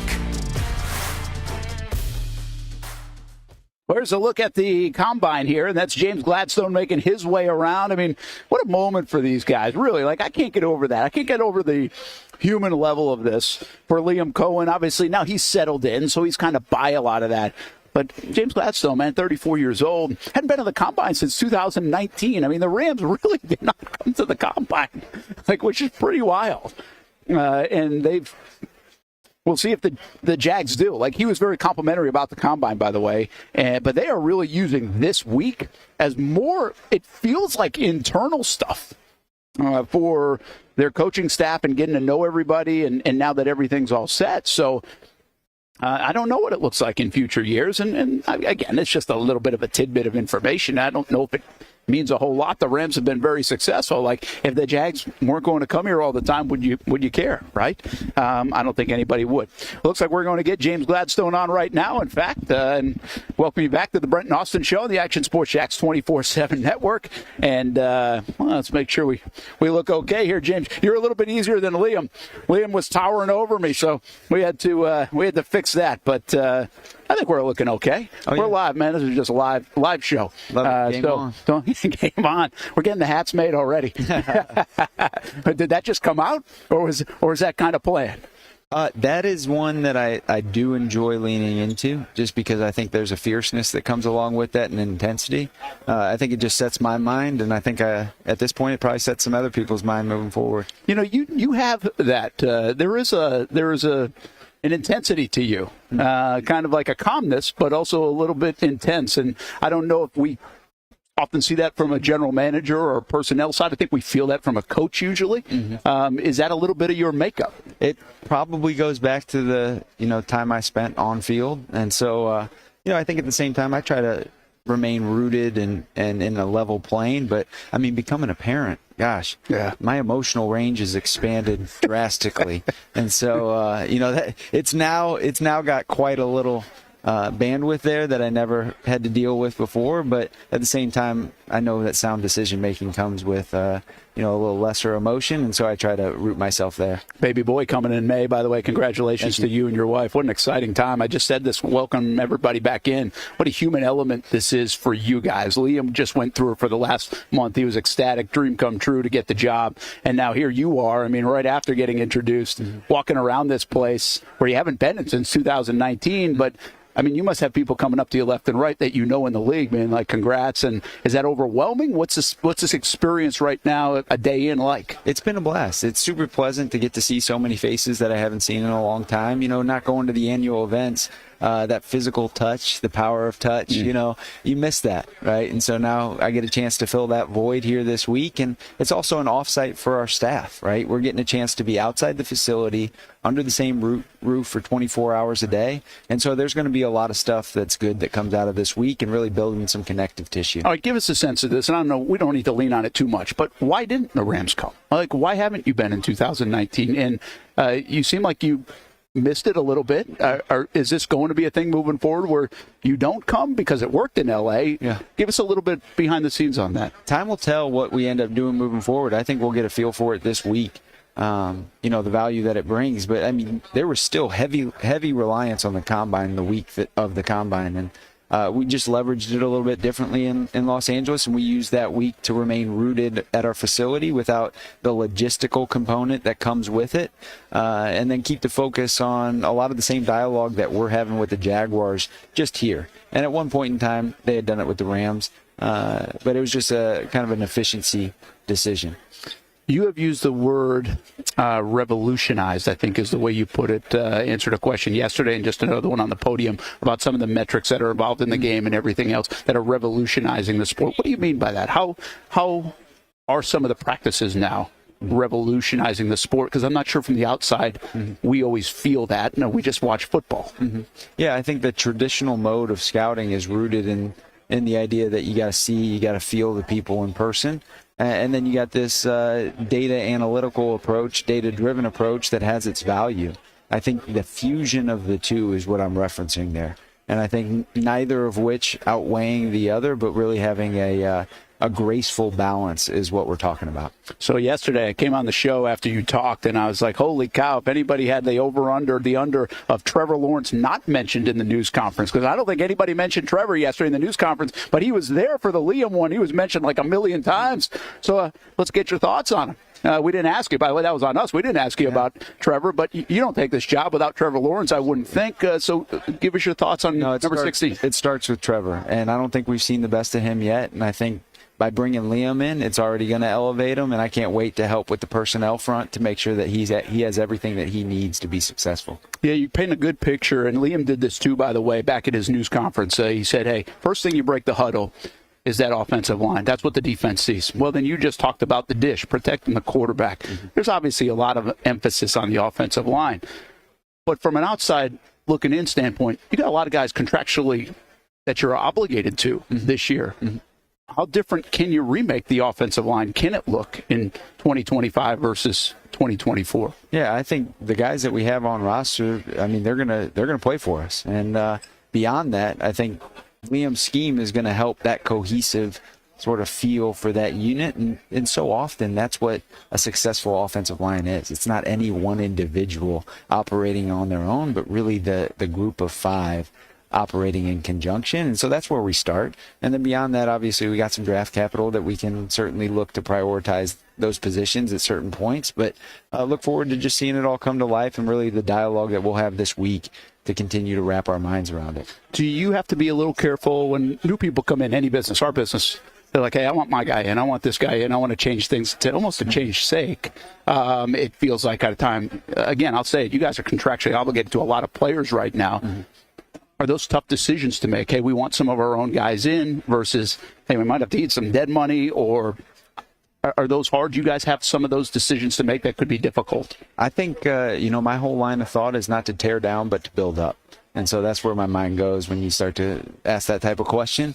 So I look forward to having the conversations with our scouting staff, our coaching staff, to get their insights. I've been talking a lot today, and I can't wait to start listening. You're doing a great job, by the way. We'll keep you just for a couple of minutes. Urgent, explosive is how you described what the defense will look like.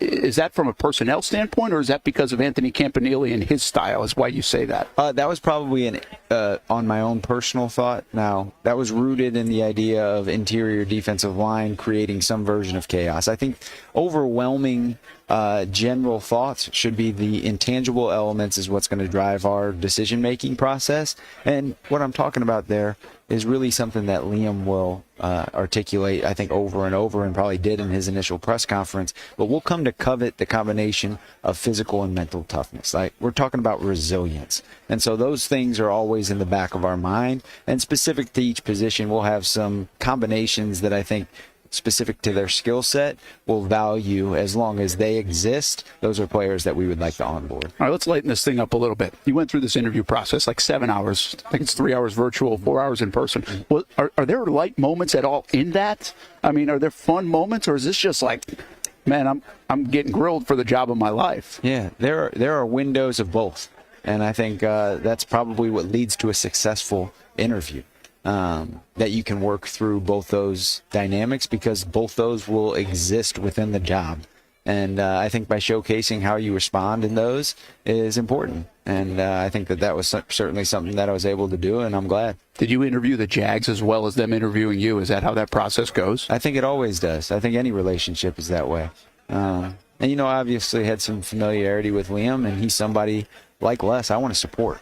And so that's where I've rooted myself since the start of the conversations, and I'll keep myself there. All right, that wasn't too light, but how about you were going to be a teacher? Mm-hmm. Would you have been a good one? And you just shared the story, which was great, by the way. You actually started as a librarian, essentially. But were you going to be a good teacher? Do you think if you had just stuck with that, hey, I'm a heck of a teacher in Missouri? We'll never know that hypothetical. I would like to think so, but I mean, shoot, at this stage, who knows? And you did reference it at the podium. I'm not sure everybody heard, because not everybody heard the whole podium stuff here in Indianapolis. But like, your recollection is like Mark Lamping, president of the Jags, like he might have some stuff around those high school walls, right? Yeah. So like, he must have been a good athlete. He's a soccer player. Yeah. Yeah. I think he won a state championship. Wow. Yeah. Oh, yeah. So you got some stories to talk about in the hallways there. No doubt. We actually ended up So I was at a public school system, and but I did play some sports for a parish nearby, and that was actually the same parish that he grew up in. So there's just a lot of ties that we had no idea existed until he first called, and we began talking, and we were like, wait a minute, hold on. What do? You are going to be so entrenched in what you do, but you get started a family. Do you have any other? I mean, you play golf. You do anything at 34 years old like a normal 34-year-old would do? Because, man, this isn't normal for a 34-year-old to be doing what you're doing right now. I don't think there are other things that I do. I really enjoy my life. I enjoy having a ball in my hand. So anytime I get a chance to play basketball or something like that, I think it brings with it for me a certain level of peace. But yeah, football is one of those things that, there's a shelf life, right? You can't play football unless you have a group of people to play football. Unlike basketball or soccer, where you can dribble a ball and go shoot on your own. You can take a soccer ball out to a net and begin kicking. And so, that's one of the things that as a player, you really appreciate about it, because it's not going to last forever, and it makes it all that more special. So that I really do miss. But I look forward to, this op and getting things going. You put up some pretty good numbers in college, by the way. Would you liken yourself to anybody that you've scouted in the NFL? No, nowhere close. Nowhere close. I did not have any. Come on, good hands. Close to that. I mean, shifty. Nope. 180-yard games. I guess you don't I had just the do that, man. elements. There you go. You had the intangibles. That is a good thing. All right, last one for you, man. This place is ready to explode. And I know you're going to learn about it, but I think you also from afar have a feel for what this fan base has been through, this organization has been through. They've tried like heck. We know Shad Khan wants to win, but I've been here 17 years Saturday and 3 winning seasons. 3 winning seasons. Not on the second part. Yeah, on the second part. How fun could this rest of the decade be with what you guys and your plan is in place, where you're at already, the support you have, and also the opening of a new stadium on the horizon? I mean, do you look that big picture? Can you allow yourself to do it for the next rest of this decade, not even 10, 15 years down the road, but what this could be like? Yeah, with Liam's vision, with a disciplined approach, I think we're going to be able to bring the fans the perennially dominant football team they deserve. But we're rooting ourselves in the now, knowing that that's what's going to impact later. New stadium's kind of cool, though, huh? Can't wait for that. Well, you got that. I mean, by the way, you've been in the NFL for like 13, 14 years, and you've opened 2 stadiums. Well, you know what? We're not there yet, are we? Yeah. Well, hopefully you'll be there. James Gladstone, thanks, man. Appreciate it. Until the next one. Yeah, until the next one. That's what he says. They've come quicker. Yeah. The next one probably will come, I promise. All right? Have a good one. The GM of the Jacksonville Jaguars, James Gladstone. Have a good week here at the NFL Combine. Appreciate you joining us. Thanks to the Jags for getting Liam Coen and James Gladstone on. And thanks to you, by the way, for hanging out with us and following along. Figured we'd go a little bit different tactic there, since we had talked a lot of ball over the last 4 interviews. As Stuart Weber said, we've had 5 different interviews now in the last 48 hours. Really less than 48 hours. It's really like 26 hours with James Gladstone. Poor guy, already sick of me. Took 26 hours probably to get sick of me here in Jacksonville. And we'll give him a break from here on out. By the way, I don't want to dramatize the last bit, but pretty loud statement at the end of that. A perennially dominant team is what they're going to build here in Jacksonville. Kind of like the sound of that, Hammy, didn't you? Oh yeah, perennially dominant, not just perennially contender, or I think the most used one is we're going to give the fans a winner. I think I've heard that by every new GM ever. But perennially dominant is a different level to that. And I guess that kind of goes with everything that these guys say, is always on that same wavelength of kind of toughness. And I don't know, that's the way I take it. Yeah. And by the way, Duval Jags had sent a question in. I think it was a really good question. I was thinking about asking it and then just got kind of lost in the conversation. And I think it's a fair question. I don't think we would have got a lot out of the answer based on what we've heard so far, because I think so much is collaboration and everything else. But I do think it's a really good question. It'll be interesting to see how it unveils itself. I really did want to get to the question too, and I apologize. I just remembered I didn't, but I'll share it with everybody. The question was basically like, hey, when you're in the draft room, right, or free agency or all those things, really a draft room, when you talk about trades and other things, when you're 34 years old, do you have enough relationships around the league to accommodate all those things? And I mean, I would answer it this way, and I don't know this. I thought it was a good question. It's an interesting question because a lot of times you'll see trades with like pods of teams because they know the guy, they get along, they trust, they know they're not trying to swindle them, blah, blah, blah. There is plenty of that. And I would guess Liam and James will now lean on their relationships with the organizations in terms of their organization parts. Okay, the Rams could be one for sure, right? But then you could also go off the tree of McVay to get to maybe the Minnesota Vikings, maybe the Green Bay Packers, like where a lot of these guys have been. So I think you could start there to answer the question. But I also think at the end of the day, it's this. Is it a fair trade, right? It's compensation. And that's no different in free agency. I mean, for years in Jacksonville, we have had people say, hey, how are you going to get this free agent? How are you going to do this? It's money, people. Like, there's no state income tax in Jacksonville. They have rarely had trouble getting a free agent signed in Jacksonville. Because at the end of the day, it's the transaction. And so I would answer the question, and again, apologies for not being able to ask it or forgetting about it, but I think the question or the answer to that is it's the transaction. Does it look good on paper? Does it look like this benefits us? Does everybody win here? Do they think it's fair? And then we'll see how it turns out, right? I mean, there have been many times we think the Jags either did a poor job or a good job on a trade, and you just really don't know until it pans out. So a lot to dissect there. I like the question. I want to acknowledge it. Just a lot going on over here today, Hamby. What did we leave out? What have we not heard? That's what I sit here and ask. I'll do that on the flight home, and I'll be like, okay, what didn't we ask over the last 2 days? Because we had plenty of opportunity. and keep this in mind, folks. You're not going to I thought they were pretty good on some of the details of the roster. From Kirk to even what I just asked James a little bit about the dead money and how you're going to maneuver some of that. But they're not going to sit here and tell us what they're doing.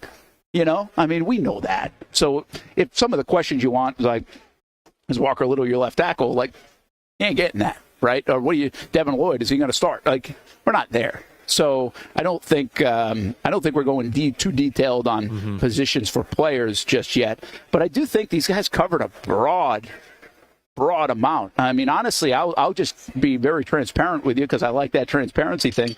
I was thinking of leaning a little bit more into the teaching side of James and his background, which is kind of cool. And then he opened up about it when we had that scrum we carried for you live. And you heard a lot about that, Hamby. So I was like, okay, well, that's a little repetitive now. He just said it. And I thought he actually answered a question that I was going to ask. If you go back to, this would have been around 11:45 today, right here on the Action Sports Jax 24/7 network, Brent and Austen show. You can always listen to the podcast. Hamby will have it up at 1:30 for your ride home, by the way. If you missed anything between 11 and right now, you've missed quite a bit here on the show.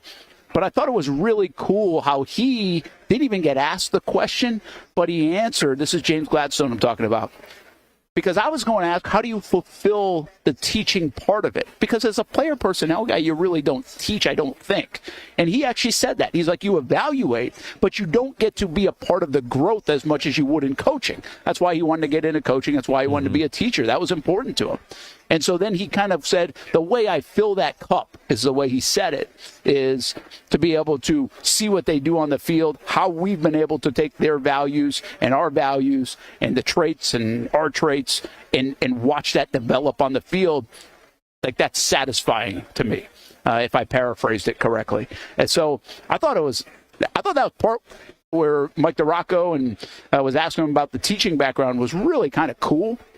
Because you see it in his family, and obviously he was following in their footsteps. And then you also see his passion for it. Like, he really had a passion for teaching and coaching, and he was really all right with going back to the alma mater and being the head coach someday. And that was going to be life for James Gladstone.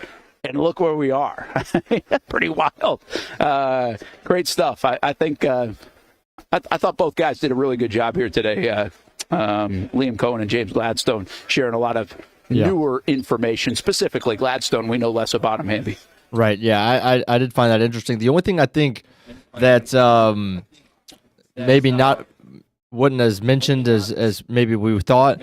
I go back to last year, and one of the prevailing thoughts and ideas that we kept asking about was, look, the way of the league is more air raid. Everybody's getting more offensive weapons, specifically at the receiver position. Like, you can't have enough. And those were kind of the questions that we asked Doug and Balky last year and how they would add to that. And that was obviously led to the Brian Thomas Jr. pick when they didn't re-sign Calvin. So this year, do they feel like they have to match up? Do they feel like they always have to be adding to that group for the weapons? But also last year we saw more run game and teams kind of getting back to the old way of running the football more play action, less air raid. Where do they fit into that? I think that was the only thing, but they covered just about everything else, in my opinion. That's the only thing I could think of. Yeah, it's a good call, and I think that they're in a tricky spot right now on some of that stuff because they don't want to hammer the players that are already on the roster, right? So you got to be a little bit careful of that. Here's one. I'm going to finish with this takeaway. I got the sense talking to James and even Liam, like they're not ripping up this roster, and I think we knew they weren't going to rip up the roster. They can't rip it up based on what they have. We also think they have better players in the way they performed, but I would say revamp. They're not going to even revamp. I don't think this is going to be hey, we got to go fix this spot and get our own guy in. The way I put it to James is I think a lot of times people do that. People do that in sports. People do that in business. And I don't think they're rushing to do that. I think one of their great satisfactions out of this group could be to elevate what they already have, even under contract. And I think he said something to the way of, embrace what's already here, in Jacksonville. That doesn't mean it will fully come back the way it exists, but I think this might also be not a ton of dead money on the books, as we might have thought could be the case in this kind of situation when you have this kind of transition and this many guys under contract the way they are. So, pretty wild. By the way, it's been very hard to share while we're getting Gladstone and Coen on and alert everybody. So I'll just finish the show with this. 11 a.m., about an hour into the show. You can watch a whole show, by the way. But an hour into the show, till about right now, a lot of good content in there from James Gladstone, Liam Coen, if you missed any of it. We basically had them on the podium. We had them live in a media scrum with Local, and we had them live here on the show, both guys. So if you want to go back and see any of it, we'll be pushing more of it out throughout the day as well. And then, of course, have it for you on CBS 47 and Fox 30. Good job by Casey Kurtz and Olivia and Marcel and Stuart and Hamby. We're saying so long from the NFL Combine in Indianapolis. We'll see you on TV later today. And don't forget, after the game, Mike Boswell, Josh Baker coming up next on the Action Sports Jax 24/7 Network.